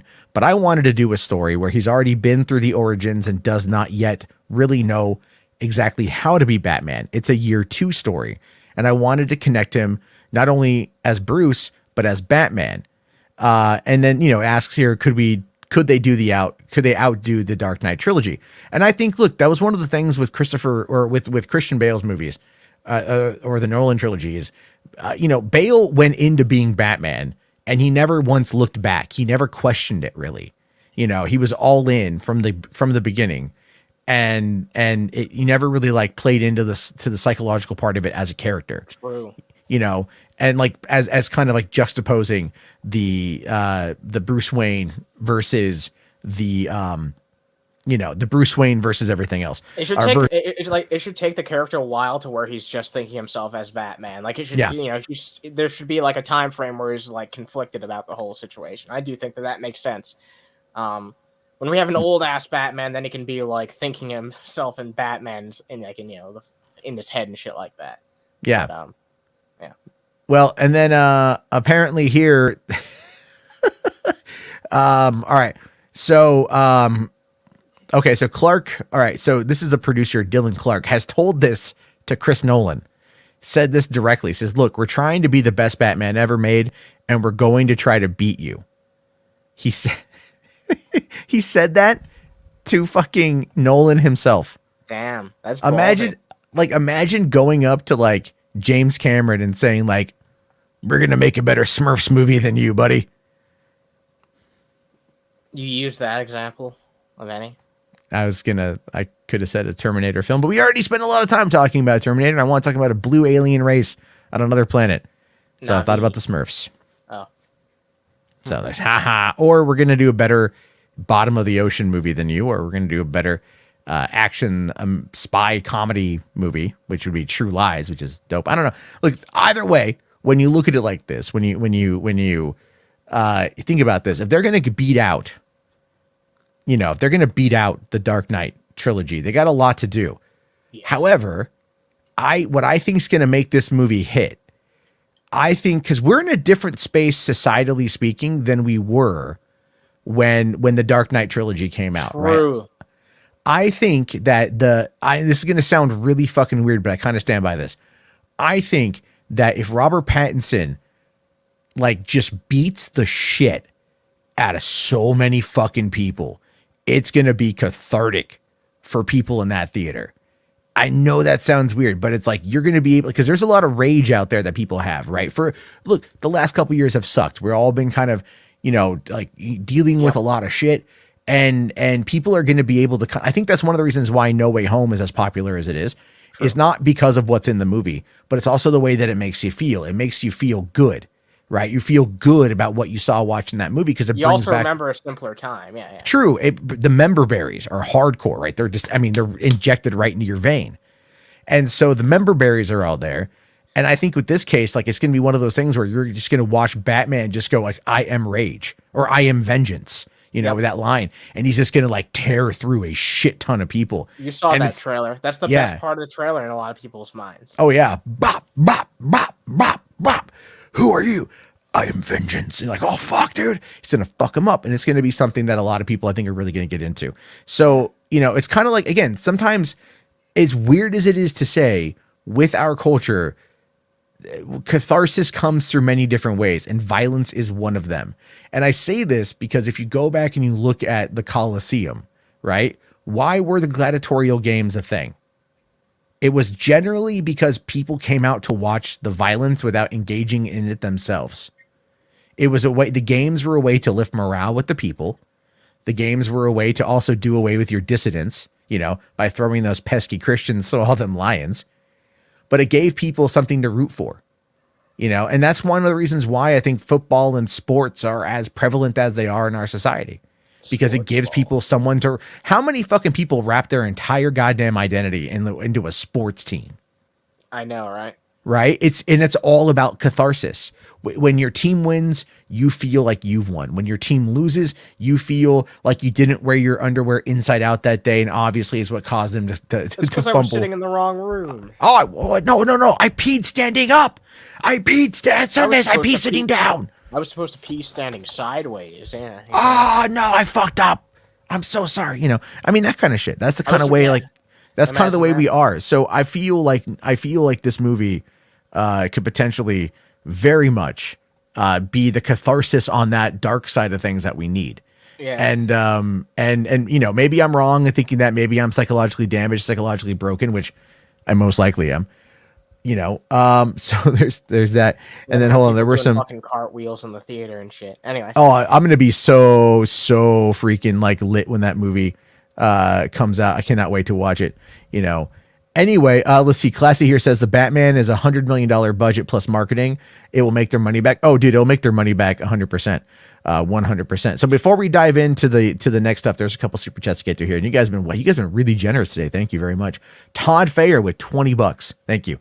Saying here, Matt, the Snyder channels that are all hardcore the Snyderverse is returning channels. What do you think their talking points grift will be that the Snyderverse is coming back? Say what? I'm trying to understand.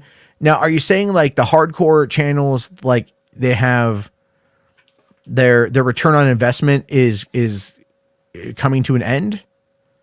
Or what their talking points / grift will be when they realize that the Snyderverse isn't coming back?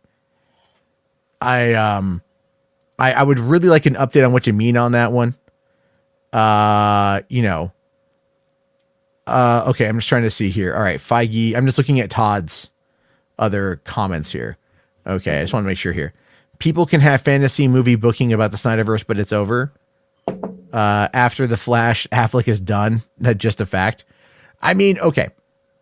If that's what you mean. Okay, so here's the thing. Here's the thing. Unfortunately, like, this sounds so terrible. I'm gonna get so much trouble for saying this. The best way to describe hardcore Snyderverse fandom channels and people on Twitter is that they are very much bad gamblers. All right. They are addicted to gambling. And what is the worst thing that a gambler can do is win. That's the worst thing that can happen to a gambler is that they win. And in this case, you have to look at it from that perspective because they just keep doubling down. And I mean, sure, there's no money, but they have like social currency and things like that. And a lot of these guys, they operate on hope, right? Because what's that line from like the third act of the Snyder Cut? Faith, Alfred, faith. And a lot of these people have tied it into their identity. They've tied it into who they are as people on the internet, and they don't want to see those diminishing returns with their audience. They definitely want to keep that going. And I don't blame them. What I think is going to happen though is that when they realize that the DC movies are going a different direction than what they want, they're either going to get real mad, which they already are, at everybody involved with Warner Brothers. And we'll talk about that here in a second, actually, because of the other thing with Matthew Vaughn. But no, really, I feel like a lot of them are going to like either turn on Warner Brothers now where it's going, or they're going to start actively campaigning to like either ignore or boycott everything that you see.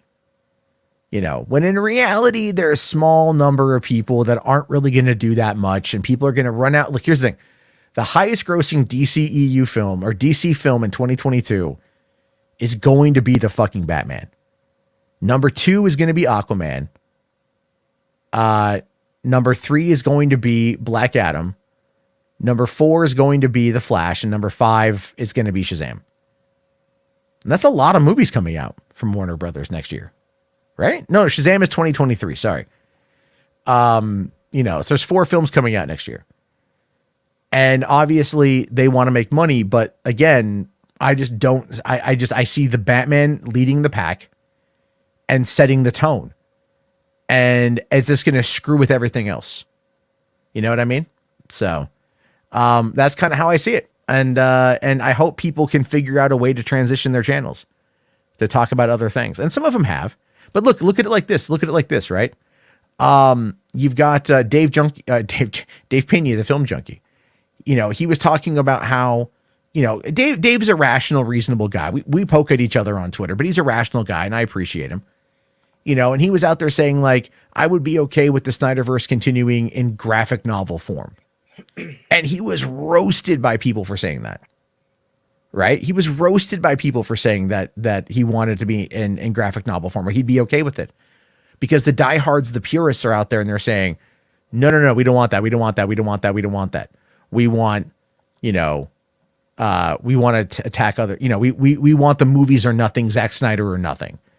Eventually, those kind of people are going to realize that they're just they're going to burn themselves out and burn everyone else that they know. I mean, look, John here says the worst thing happen to a gambler, ruin their family. Okay, fine. Ruin their family. And if you think about the online family, stuff's already kind of getting their thing. I know H-Barts, I did see you guys with your super chats. I just got to that one. I thought I got to you guys already. Let me double check. I got everything here. Okay. Sorry. I did. All right. H-Barts here for $2 says, I sent the video. It was made by Derek Blackman. Right. I do know Derek. I know Derek personally. We bunked together at VidCon 2018. Derek is a great guy. Love Derek. Very, very fun guy. We also hung out when we were in Milwaukee a few months later, and yeah, he's a good dude. Mike here for $2 says, how likely is it that Dano gets nominated? I think there's going to be a lot of nominations coming out of the Batman movie. I really do. I feel like that might be the one that gets up for Best Picture, in my honest opinion. Although people are saying that Spider-Man No Way Home might end up being on the running for Best Picture for this year. I don't know much of that, I believe. But anyway, King of Golden State here says, for $5, thank you, man. After watching Spidey No Way Home, Dafoe killed so well as Goblin that I thought maybe Oscar possibility. It worked for Ledger, although it was after his death. Yes, I've said, I think Dafoe was really good. Fantastic in the movie. I thought everyone did a great job, with the exception maybe of Jamie Foxx. I feel like it wasn't like he didn't really phone it in, but he didn't really have a lot to work with because his character was so vastly different than how he was in Amazing Spider-Man 2, like when he was human, but with Ledger, yeah, it was because of Ledger's death. But if Ledger had still been alive, it would have gone to Downey Jr. Sorry, guys, I had a cough. Okay. All right. And then Simon here for $10, man. Thank you. Says, I understand that The Dark Knight is so revered and respected, some may call it the empire of the Nolan trilogy. Be that as it may, within the timing, Batman Begins gave me a new hope. Very true. But what would that make The Dark Knight Rises? It definitely wouldn't make it the Return of the Jedi. So, I don't know. What do you think? Do you think any that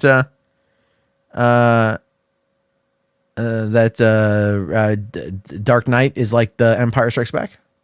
Yeah, kind of, in a way. Yeah, I suppose that's a fair enough comparison. Yeah, because I would say that the start and the ending of those trilogies just aren't as strong. Although I would say the overall Star Wars is a much better constructed trilogy. Oh yeah, no, very true, very true.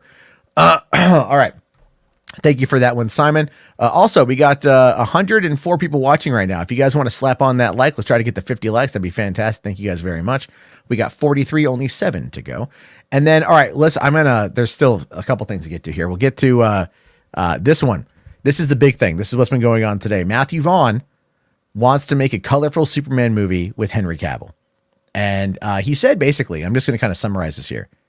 He said that it was a mistake in his eyes to release BVS after Man of Steel, that he felt that Man of Steel should have had a sequel before going into BVS, and that it should have been a fun and colorful Superman movie, which is what people, which is what people want now. Yes. And he wants to do it with Henry Cavill. Now, you got to understand here, Matthew Vaughn also believes that Henry Cavill should be James Bond and will one day be James Bond, but he's also cast him in the Argyle movie, which he basically plays a Bond-like secret agent. So, he's clearly in the Henry Cavill camp. And I think, look, that could be something if they're able to make it work there. Now you think that this is what they should do.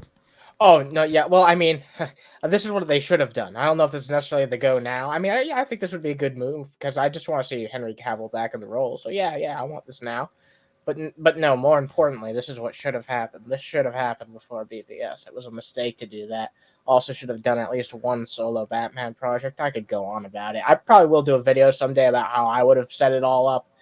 But yeah, there's a lot of mistakes made at multiple fucking points in time. Yeah. There need to be more faith invested in the Superman character, especially before, because then, if you had at least one more film with him, then, the killing him in BVS, I would have been fine with that. I still would have said, hey, that was way too fucking early, but I would have understood it a lot more if you had one more solo film before that shit. And if, BVS was basically, his, cap off to that trilogy, yeah, I would have been okay with that. I would have been fine. Oh, yeah. Well, and I agree with King of Golden State here. Vaughn plus Cavill equals massive win. Now, you say that, by the way, and a lot of people, I think, in the chat would be down for it. The reason why I think it's kind of funny and I bring this up here is because a lot of the diehard Snyder fans are not happy with it. Here's a couple examples that I came across today. You got Mercury, this guy, right? This crazy nutter. Says Matthew Vaughn says, why would you follow Man of Steel BVS when you could have gotten me to make a surface? He said, well, he's paraphrasing here. He said, gotten me to make a surface level, empty, flavor of the week Superman movie instead. Okay, you know what? I don't like people who suck off BVS. I know you like the film, Matt, but you don't perform this level of fucking fellatio on the film. This is just unreasonable. Look. I'm sure you're at least open to the idea of hearing out that it was maybe not the best decision to move right into BVS after fucking Man of Steel. I think there should have been a Man of Steel sequel, and the thing is, they wanted to do a Man of Steel sequel. Zach wanted to, but Warner's wanted to work on the BVS. They wanted to get to Justice League. Oh, really? And to get to Justice League. Yeah, I think I talked about this on Patio commentary actually, but that fucking sucks, dude. Well, I mean, the thing is, they wanted to catch up to Marvel, and so this is what they did. That is why BVS is called Dawn of Justice. We always forget the full title of the movie. We always go, oh, BVS. It was BVS Dawn of Justice. So it is the full name was a mouthful. It is a mouthful, right? It is a mouthful. But it's also a very Warner Brothers, a very DC-esque name, to be fair. They could have just called it Dawn of Justice or Batman v Superman. Sure. They should. But we're also looking at this here through 6 years of hindsight, and coming off of getting the Snyder Cut and everything else. People were saying this shit when it first came out, though. I thought the exact same shit. In fact, I was even more against how the universe was being structured when it first came out. I've since lightened up to the direction that they went in for what it is. But no, a lot of people were calling this shit before it ever fucking came out. They were like, I don't like these calls. I don't like these. The one thing that I think people were wrong about is the castings. I do think the castings in hindsight were pretty fucking good. Lex Luthor and Joker aside. I think the DCE had really good castings aside from those two. I mean, I like Jared Leto as the Joker, so that's fair. That's fair. Well, McLeoder, okay, he says, to be honest with you and Anna seem a little hypocritical about how you're all for Vaughn making another Cavill Superman film without Zack Snyder. What are you talking about? Can you explain how that's hypocrisy? I don't. Like, I don't know. I don't know necessarily like what is, I mean, I love BVS. I defend BVS all the time. I've defended it since, I saw the Ultimate Cut back in 2016. I like the movie. I feel Matthew Vaughn is one of my favorite directors. All right. Like the fact that he went right off of doing Kick-Ass and he had 11 months to put together X-Men First Class and it turned out as well as it did. And then Kingsman Golden Circle is not as like best work. But I still love it for the zaniness he brings to the screen. And then of course, I want to see The Kingsman that comes out also tomorrow. And everything else, I mean, like Matthew Vaughn, dude, go back and watch Stardust. Like Stardust is fucking amazing. Yeah, he's talented. Superman would be in actually really good fucking hands. And here's the thing, I can watch this and be interested in this project, and as well as fucking checking out Zack Snyder's shit on fucking Netflix, which I will do, and I will support his shit on there because I think he can do fucking good shit, and I think he's talented. I still want this too. Like, I agree. Here's the thing, though, McLeod. All right, so yeah, I made fun of Patty Jenkins for Wonder Woman 1984 because outside of Wonder Woman 1984, she only has 2 other feature films: Monster from 2003, which was a very good movie, albeit a very character-driven story about a female serial killer who died on death row and was masterfully acted by Charlize Theron. And then after that, she did some television, not a lot, but some, and then went on to go do Wonder Woman that was very much under the watchful eye of Zack Snyder, who co-wrote the story. His stunt team worked on the movie, and he was the executive producer, meaning he had a hand in how that whole thing was going to look and how the thing was going to feel. So it wasn't like he ghost directed it. I mean, I might have joked about that, but like whatever. And then after that, she used all of that goodwill that she had to negotiate a very hands-off deal from Warner Brothers where she could do her own thing with complete creative control, and she borked it. Matthew Vaughn has Layer Cake, Stardust, Kingsman, Kick-Ass. I mean, like, the new upcoming Argyle, Kingsman 2, The Kingsman. I mean, like the guy's done a lot of stuff, and he does it all himself. Superman project with some real talent behind it, and can still have Henry Cavill. It's like, why are people upset about it? I don't know. I mean, do you know how Matthew Vaughn makes his movies? How? Do you know? Okay, he secures the financing independently, and then he makes the movie, and then he sells it to a studio for distribution. That's how they do it. Superman movie, huh? Yeah, that's the whole thing. That's the whole thing. Is like when they did Kick-Ass had a budget of $30 million that was co-produced through Brad Pitt's Plan B, and then they were able to they sold the distribution rights to Lionsgate, who then put it out, and that movie did fucking bank. All right, like that's the whole point. Is like he is as much of an independent filmmaker because he's able to work on his own terms. And then again, look at what he did with X-Men First Class. That is heavily regarded as one of the best X-Men movies. That was exciting. Exciting idea, man. It was an 11-month turnaround. That's insane. I mean, look, the CG wasn't finished, obviously, but that was like the only real complaint from the movie. So it's that like movie was great. Like really good too. It was really good. So I'm just saying, it's like I will criticize Patty Jenkins, but when you look at someone like Matthew Vaughn, he has got a massive portfolio of work that speaks for itself, in my opinion. So it's not hypocritical. If Patty would have done more movies in the process, I would have had more to go on. You know what I mean? I would have been able to maybe look at what happened with Wonder Woman 84 and go, okay, maybe this is what happened with Wonder Woman 84. I don't quite know yet. Versus her not having that experience to look at and then go, ooh, that was like, ooh, who okayed this movie?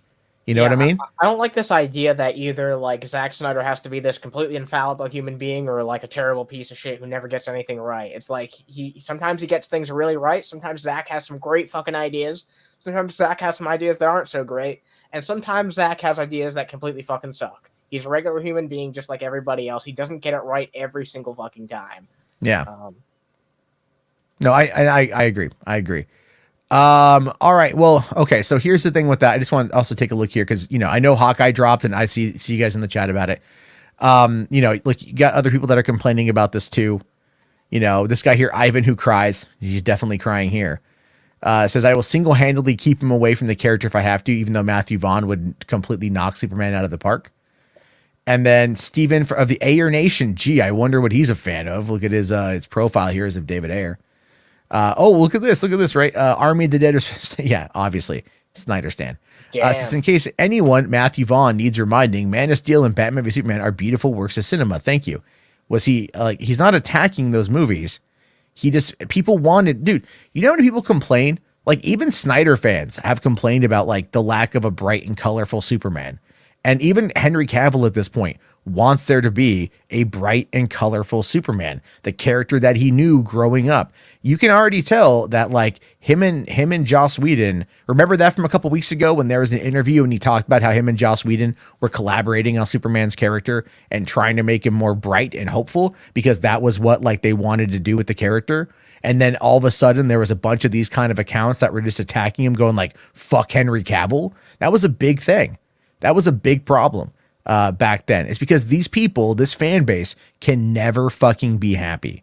Not one fucking, it can't be happy at all, period. Well, you know what? If this movie comes out and it's fucking good enough, maybe we'll finally hear the end. Maybe we'll get it. I don't know. I am hoping. I'm very hopeful that we're going to get it. So, all right.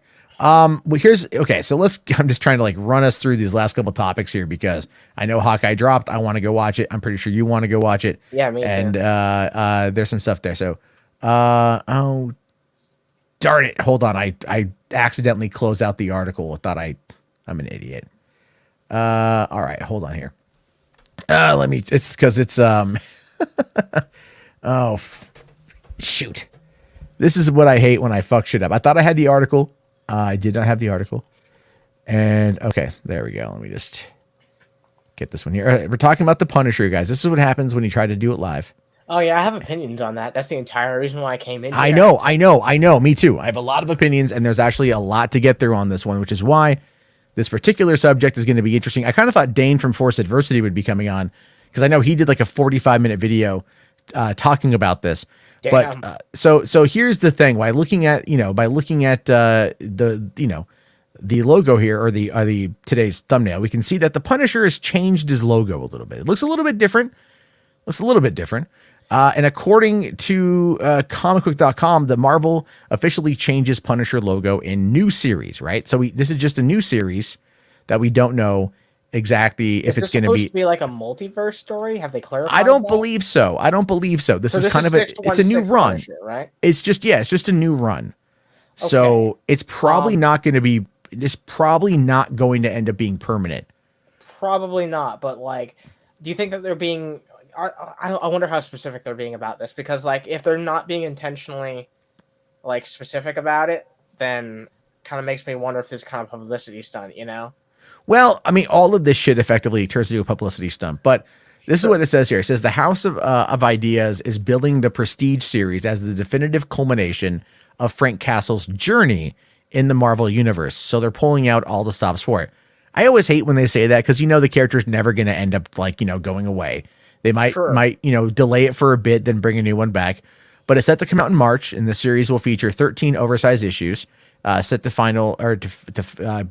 finish in April 2023. And then, so this is what we see here. We see that they're also changing his iconic brand after its involvement in real world controversies over the past couple years. So they're changing it from the iconic look to this new image here. I just want to say, like, I think I think it's pretty cool looking, but like, it's never going to be that original iconic logo. And I think that like changing it just gives all the power to those people who, like, it basically just gives them the logo on a silver platter to do this, right? Like, it absolutely does. But here's how it looks like to me, right? You ever play you play Halo Infinite? Or any multiplayer game where you have the ability to create a new emblem and put it on your character? Yeah, you're right. Yeah, that is what it feels like to me. It just feels like it is a random image generator that they threw. I mean, it even looks like it. It even looks like that could be interswapped with literally anything else. And I'm like, look, it's kind of a cool design, but it's not that iconic Punisher logo, and it never will be. There's also another interesting thing we can note about this. You see he's not using guns. He's just using katanas. Yeah. No guns. No guns. How can you have a Punisher without guns? I don't know.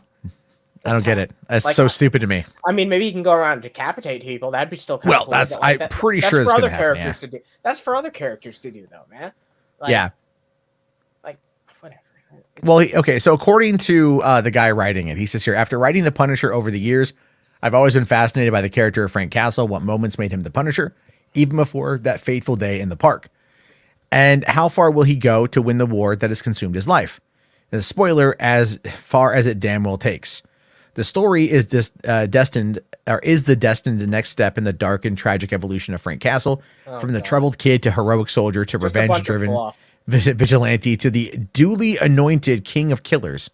Believe me when I say I'm as excited about this story as anything I've written for Marvel. So H-Bart's put it really well. It looks like a Chinese knockoff symbol. It really does. It kind of does. Now it says here, all right, in a unique twist of fate, Castle has been forced to become a warlord of the Hand as he reports directly to the Beast. I'm cringing. So he's going to work for the Hand? All right. He's going to get a hand job. Yeah. Okay. I mean, like, look, so is this going to end up being like, so this is the cover of the issue. So it's like, I mean, look, it looks like here his standard, skull logo got all torn up and he's got some throwing stars in him because, that and an arrow in him and a crossbolt maybe. I don't know. That arrow, logo will never not be bad. No, it's never not going to be a thing, right? But here's the thing though. There is controversy with the character or with the image. Now, this article here is from January 7th of this year, 2021. And it's just titled, "The Punisher isn't Marvel's anymore. He belongs to the Proud Boys now." Oh, God. Now that's the thing, though, is a lot of the Proud Boys, a lot of the people on the far right have embraced the Punisher logo. I've seen the logo utilized multiple times on bumper stickers and car decals. And it's, there's variations of shit like that. I've seen camo versions. I mean, and like people did the same thing with Pepe the Frog. And you know what happened to that eventually? Well, and we're getting to that. We're getting to that, actually. Okay. Because that does play into this, by the way. So yes, these groups have appropriated images in the past. That is true. But the Punisher logo wasn't initially something that was co-opted by elements of the far right. This goes back an article in Time back all the way, I think, in 2013. 2015. Sorry. That's titled here, "How a Marvel Comic Hero Became an Icon of the Fight Against ISIS." And if you ever saw the movie American Sniper with Bradley Cooper, they show him in a scene where he's in Afghanistan, or he's in Iraq or Afghanistan. And it was one of the first things that I saw. I think it was Iraq. And I'm watching the movie, and not only was the movie absolute, grade A prop of fucking Ganda, it really was. And a lot of the shit that the American Sniper, I forget the guy's real name, had written in his book was actually not true. It was actually all lies. And anyway, it doesn't matter. But I believe they were lies. I mean, Jesse Ventura sued and ultimately won, so there's definitely some stuff there that's not true. But the Punisher logo was in the movie, and I thought that was kind of weird that they put the Punisher logo in there. But it's true; they actually were very much using this as a call to arms, as like a symbol during the Iraq War and to take on ISIS and everything else. And so this is something that, again, what are the Proud Boys? What do they feel like they're doing? They feel like they're trying to engage in this war where they're trying to take out all of these, what they deem to be the left, the bad actors, everything else like that, right? All of that nonsense. And so they've co-opted it now. And I mean, do I feel like this particular change is as a general result of that? Yeah. I think it is. But I also feel that it's the wrong play, because here's the thing. Pepe the Frog. Yep. That's a fun one. Now, Pepe the Frog appeared originally in a 2005 online comic called Boys Club, where he was just used with the catchphrase "feels good, man." It was just a little Pepe the Frog meme. It's very, very harmless. Oh, that's the original right there, right? No, not the kills Jews man. No. Okay. No, but the feels good man. No, the feels good man that's the original. I'm just fucking around. All right. Well, then in 2016, as the presidential election started to heat up, and as 4chan and 8chan and elements of Reddit started really like trying to like become, really take over a lot of the conversation. How the online conversation was back then was insane. And Pepes were actually something that they used. They did. They created this phenomenon called rare Pepes.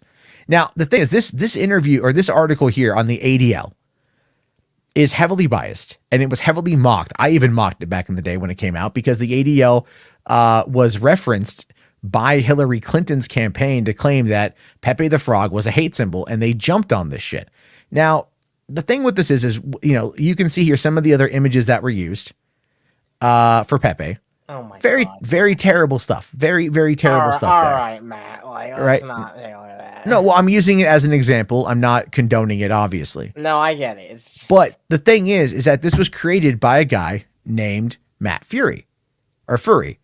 And Matt Furry hated the fact that his creation was used in such a way. So he started filing copyright lawsuits against people who were trying to profit off the Pepe. He got a lot of stuff shut down. And just even recently, he put out he did a documentary about it, and then he also sold Pepe the Frog through an NFT earlier this year.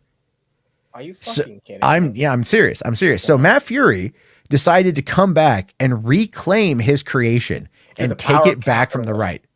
Yeah, through capitalism, because that's how this whole thing works, really. Yep. And so he did this through capitalism, and a lot of people out there don't really know this story yet. A lot of people out there, they don't know about the connection of this. They might have heard about the Pepes. The Groypers online have taken a look at it. They've done all those things. And the way that I view it essentially is that what you have here is a situation where Marvel could easily do the same thing.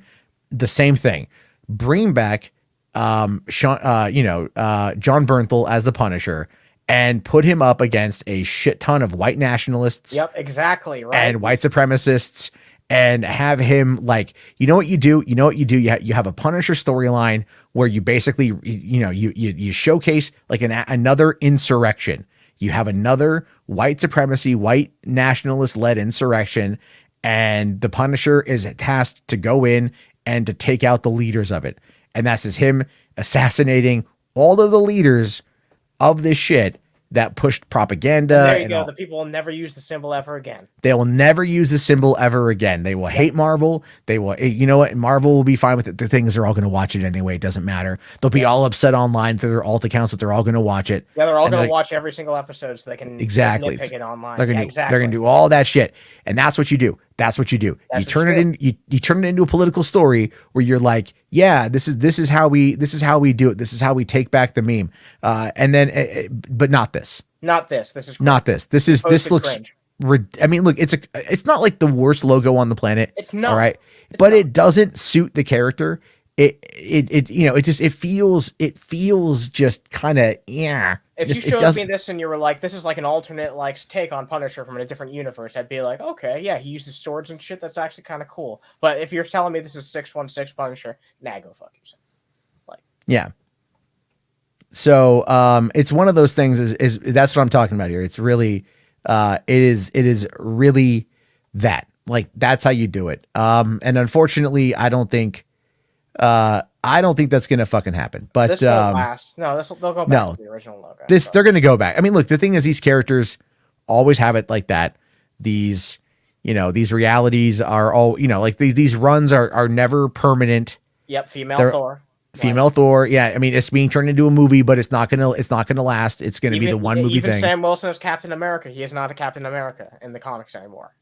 It might go to Bucky at some point in time, but it's gonna be It's gonna be Sam Wilson for a while in the movie. No, I'm not talking about in the MCU. I meant in the comics. Like, it went back to Steve Rogers and now. Oh, okay. In the comics, like, yeah, all these comic runs where they're like, I'm pretty sure Ironheart isn't like. I'm pretty sure they brought Iron Man back into the 616 universe.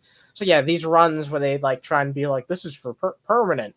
Unless it's really fucking successful, it's never for permanent. Like, well, McLeod. Okay, so McLeod here says that Force Adversity put it this way: the swastika used to be a religious symbol of peace, but since it was used by the Nazis in the 30s, it can no longer be seen as anything else as a symbol of evil. The damage is done. See, here's the thing with that though.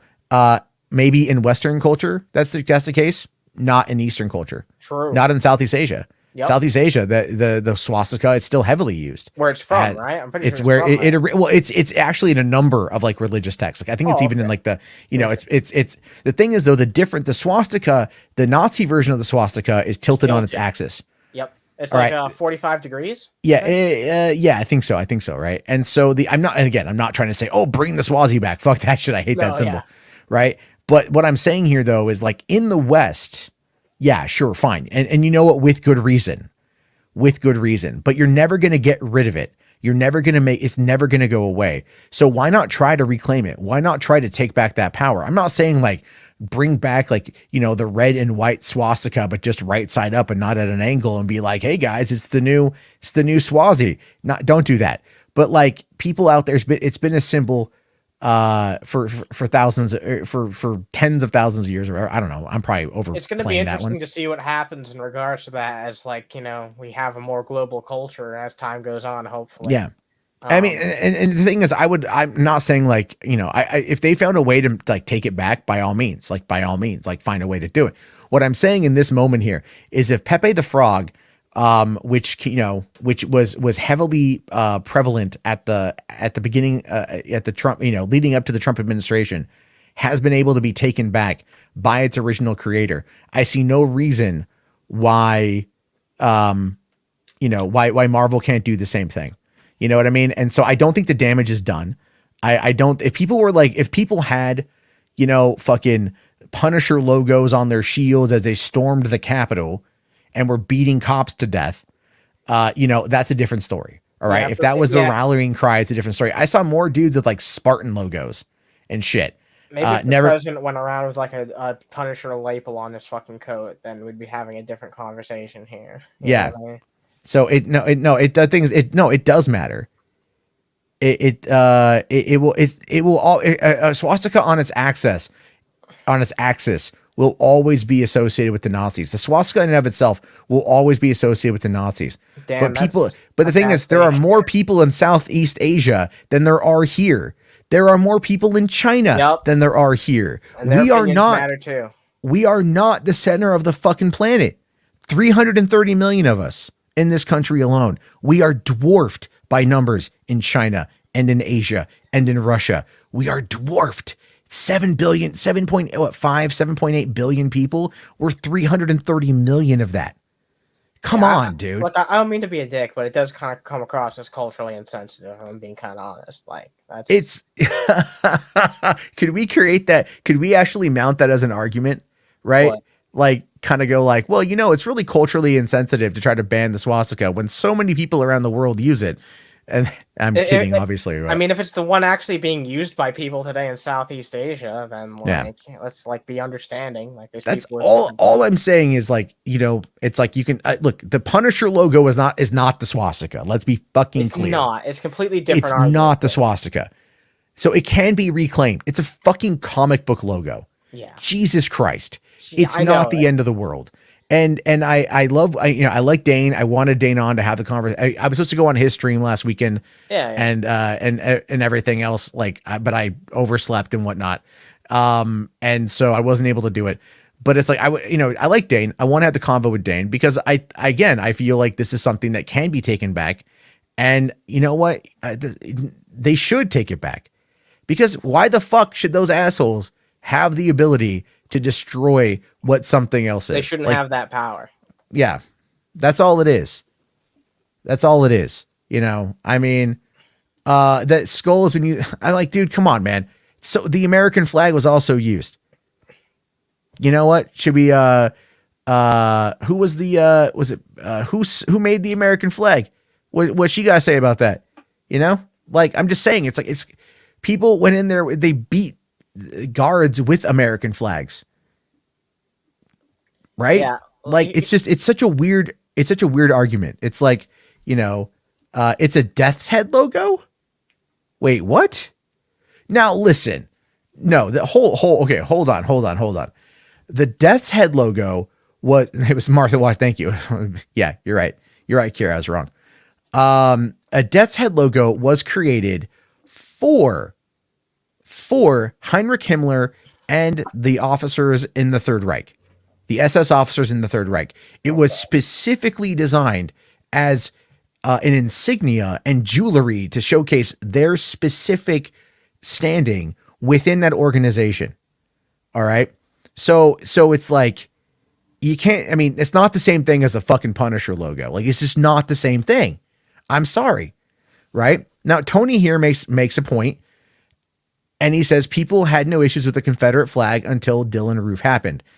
They did have issues with the Confederate flag, but it wasn't until that image of him holding a small Confederate flag came out after the shooting in that church that we saw everybody start to lose their shit over it. And like literally teachers were fired in San Francisco. I'm not even kidding you. In San Francisco, a teacher was fired because he was teaching about the Civil War. And on one side of the room, he had a Confederate flag. And on the other side of the room, he had a Union flag. And people complained, and he got fired because he had the flag for educational purposes. Like there were iOS games that were Civil War RTS action, strategy games that were banned from the Apple Store because they contained the Confederate flag as part of a historical setting. This is a really strange hill for people to die on. It is super odd. It's like, look, man, people like, and I don't like the Confederate flag. I fucking hate it, but it has a historical context. And so if it's used for its historical context, I don't fucking care. Like, I'm like, all right, man. Like, but it's when people fucking hang it on their goddamn, like when they make it their identity. I'm not a fan of that either. And once again, like, this is a completely unrelated topic to like a fucking comic book character's logo on his chest. Oh yeah. Remember this too? Remember the OK symbol? That started as a meme and now it's real. Now, well, that is no. The thing is that fell out of favor though. Let's be honest. It's certain people, and the people who mostly do it now, they mostly do it for memes. To be honest, do it to be a dick. But I'm not a fan of that either. Right? Yeah, and he's right. But the lefties give it the power. The lefties gave it the power, and that's why I'm talking about Matt Fury. Matt Fury took the power back. And maybe that's what we have to focus on, is taking the power back out of these scenarios. Instead of just trying to destroy something and make it go away and sweep it under the rug, what does that do? It just moves them to the next thing. It gives them the power to take something, to co-opt it, and to destroy it. But if you take the power back, they can't use it anymore. Isn't that the better act? True. It's not just that either. Like when it comes to Pepe the Frog, it's not just down to the creator. Like there was also a bunch of fucking like big leftist creators and like Bread2 who started like to make an active effort to like reclaim Pepe the Frog. And basically now in like 2021, where we're standing right now, Pepe the Frog is like a politically neutral thing again. People all across the political spectrum, even people who just play video games on Twitch, love fucking Pepe the Frog, as far as I've seen. So things change over time, and you can't just allow one group of people that you don't like to just own a symbol. Then they can just take whatever the fuck they want away from you. Anything that you've loved or grew up with. I grew up enjoying the fucking Punisher as a character. Me and my fucking dad enjoyed that shit a whole lot. And there's nothing fucking white supremacist about it. You know yeah. What I mean? Well, Darth here makes a great point. He says, we hate the Confederate flag because the South took up arms against us. Yes, that is the flag of treasonous insurrectionists. Let's be fair. All right. The Confederate flag is that. It's not Southern pride. It's not Johnny Rebel. It's fucking traitors. And they lost. And they're not coming back. And they can bitch and moan. They can cry about it all they want. But they're not coming back. They're not going to raise up arms again. And they're not going to try to like bring back slavery. They're just going to sit at home and like be air conditioned while drinking sweet tea and crying about it on the internet. That's all it is. The worst thing that you can do is enforce their persecution complex. Exactly. I'm not even shitting you. Exactly. I completely agree. I completely fucking agree. Anyway, on that note, I know Hawkeye and Matrix have dropped. I know people out there, we've dropped like half of our viewers as a result of that, by the way. Okay. But that's okay. That's okay. I appreciate everybody here. I do want to quickly go through the Boba Fett stuff and then we can wrap it up. Okay. What's this? Let's see here. What's Billy saying here?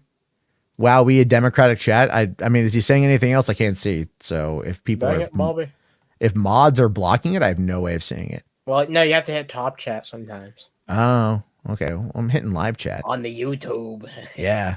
Again, I don't know what he's saying here.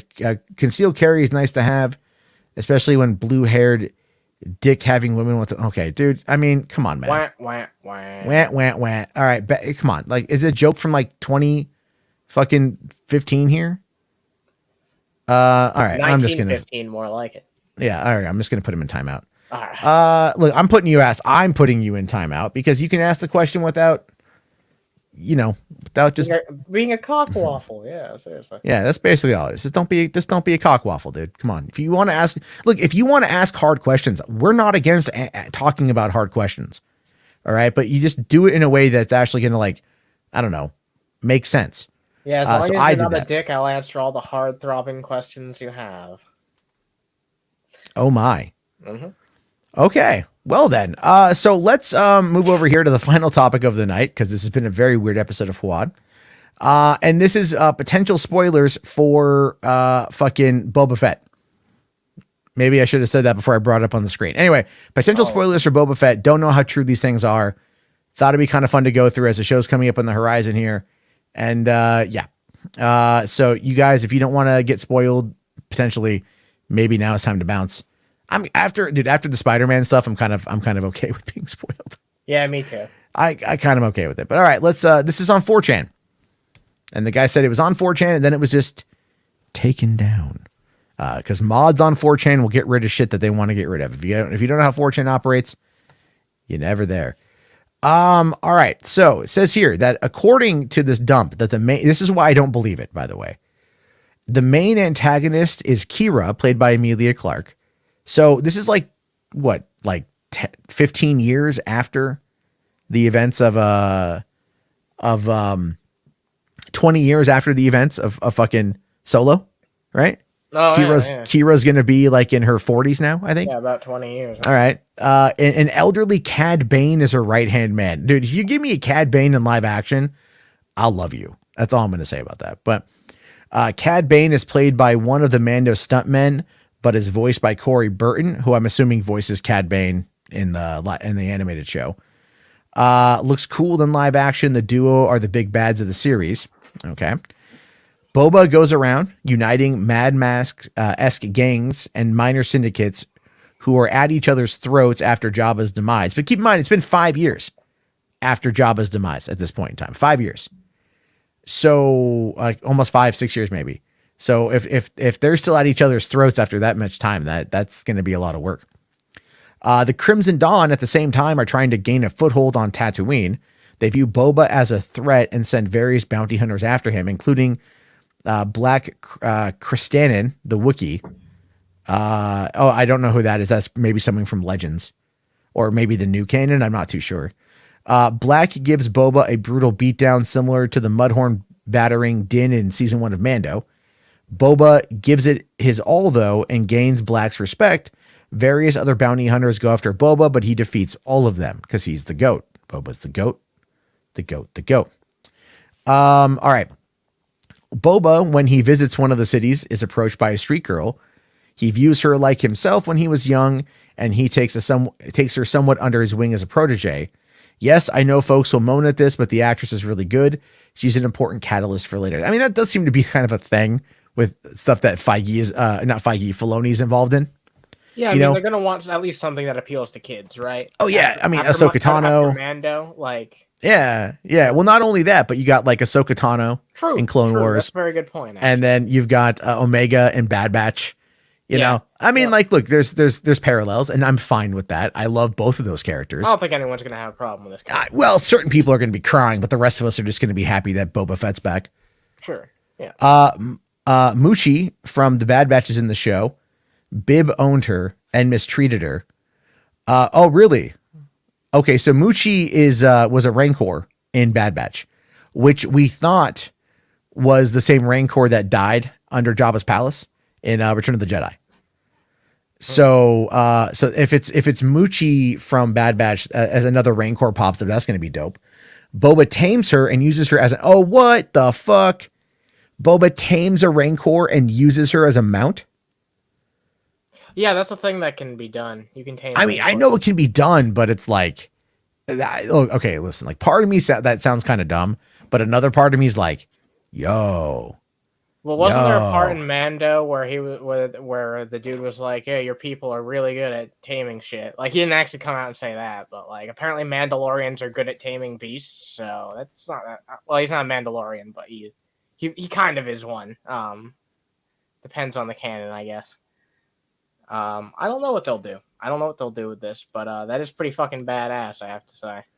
Yeah, I'm not against it. I'm not against it. Okay, so Rex and Echo show up in episode 5, played by Tamara 2, obviously. That's going to be a bit like, I thought they were going to wait to introduce Rex in the Ahsoka show.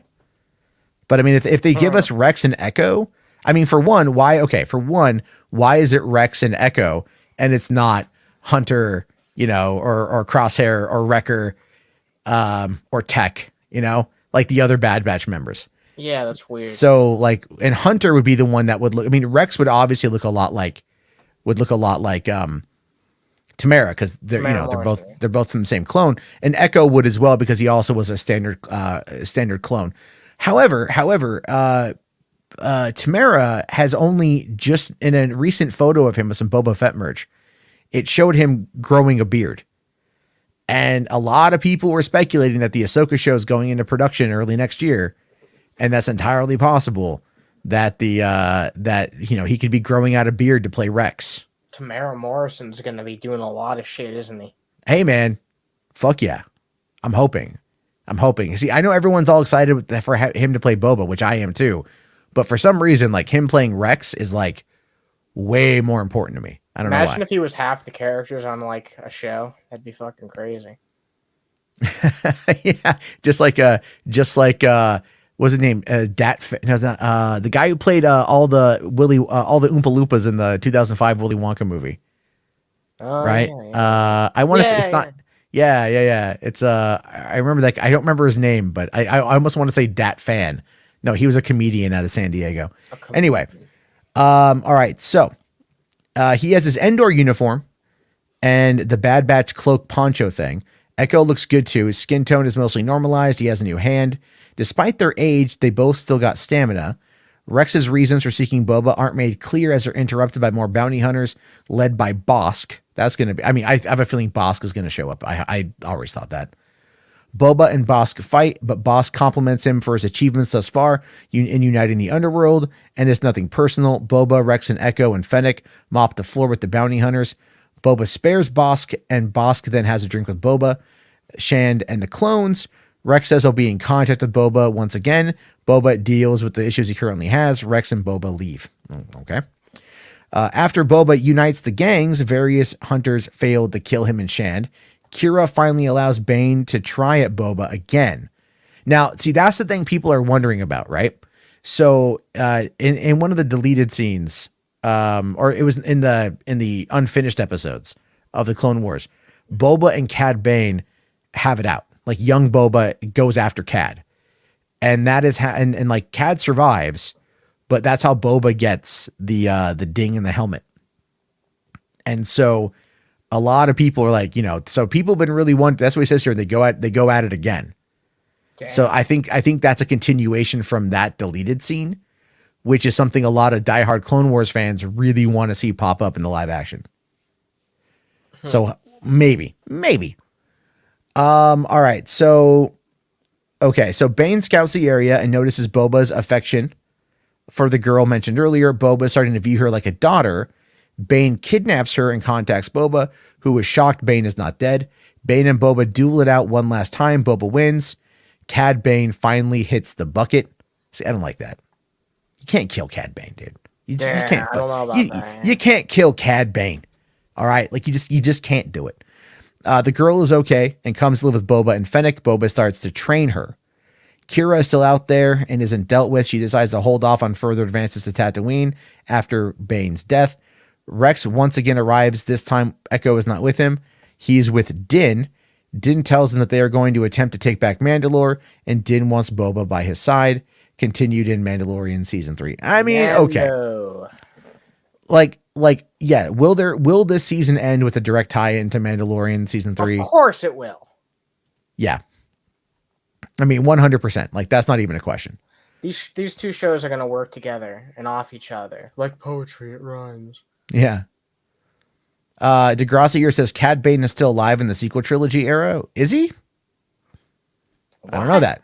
I mean, sure. Cad Bane. Oh, what if it's a young Phasma? Oh, that could be interesting, right? Young Phasma. That'd be a little bit too on the nose. If you want my honest opinion, Phasma. A little bit too on the nose. But I wouldn't mind seeing a young Phasma show. Apparently, that origin book of hers is really good, and they did fuck all with the character in the sequel trilogy. Like fuck all, you know.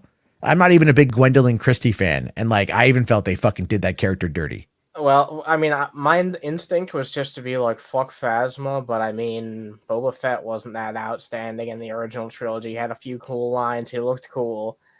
Maybe they could do something with Phasma and make her a memorable character. It's just, I don't know, I'm a little bit jaded about everything in the sequel trilogy. Well, I will say this, though. In the Star Wars Resistance anime show, the 2 seasons that they did, Phasma shows up, and it is voiced by Gwendolyn Christie. So... and you get a bit more with her. So it's not bad. It's not bad. Yeah, Music Man here says they fucked her over in those movies 100%. And then also, okay, so it's Deep Roy. That was the actor. Okay, cool. All right, guys. On that note, I got to go get water. I'm coughing up a storm over here. Yeah, I got to go make pizza, Jarba. Yeah, I'm gonna. All right. So we can wrap this thing up and then go watch some Hawkeye, and then Matrix is also dropped. I'll have to watch Matrix in the morning, but Hawkeye is definitely one I want to check out tonight. That being said, I appreciate you coming on, Anna. Thank you very much. Thanks to Max coming on as well. You guys can find Max at Movies Madness and Entertainment here on YouTube, and Anna on Underhaven. When's your next stream? I might do one tomorrow, actually. So stay tuned for that. All right, there's always a lot to talk about. There's always a lot to talk about. And then I will definitely be on tomorrow night as well, talking Matrix, talking Hawkeye, maybe. Maybe not like a full spoiler thing, but we'll touch on it. And again, if you guys make it this far, please do me a solid and leave a like. We just hit 53 likes. Thank you guys very much. Have yourself a great night, everybody, and peace the hell out.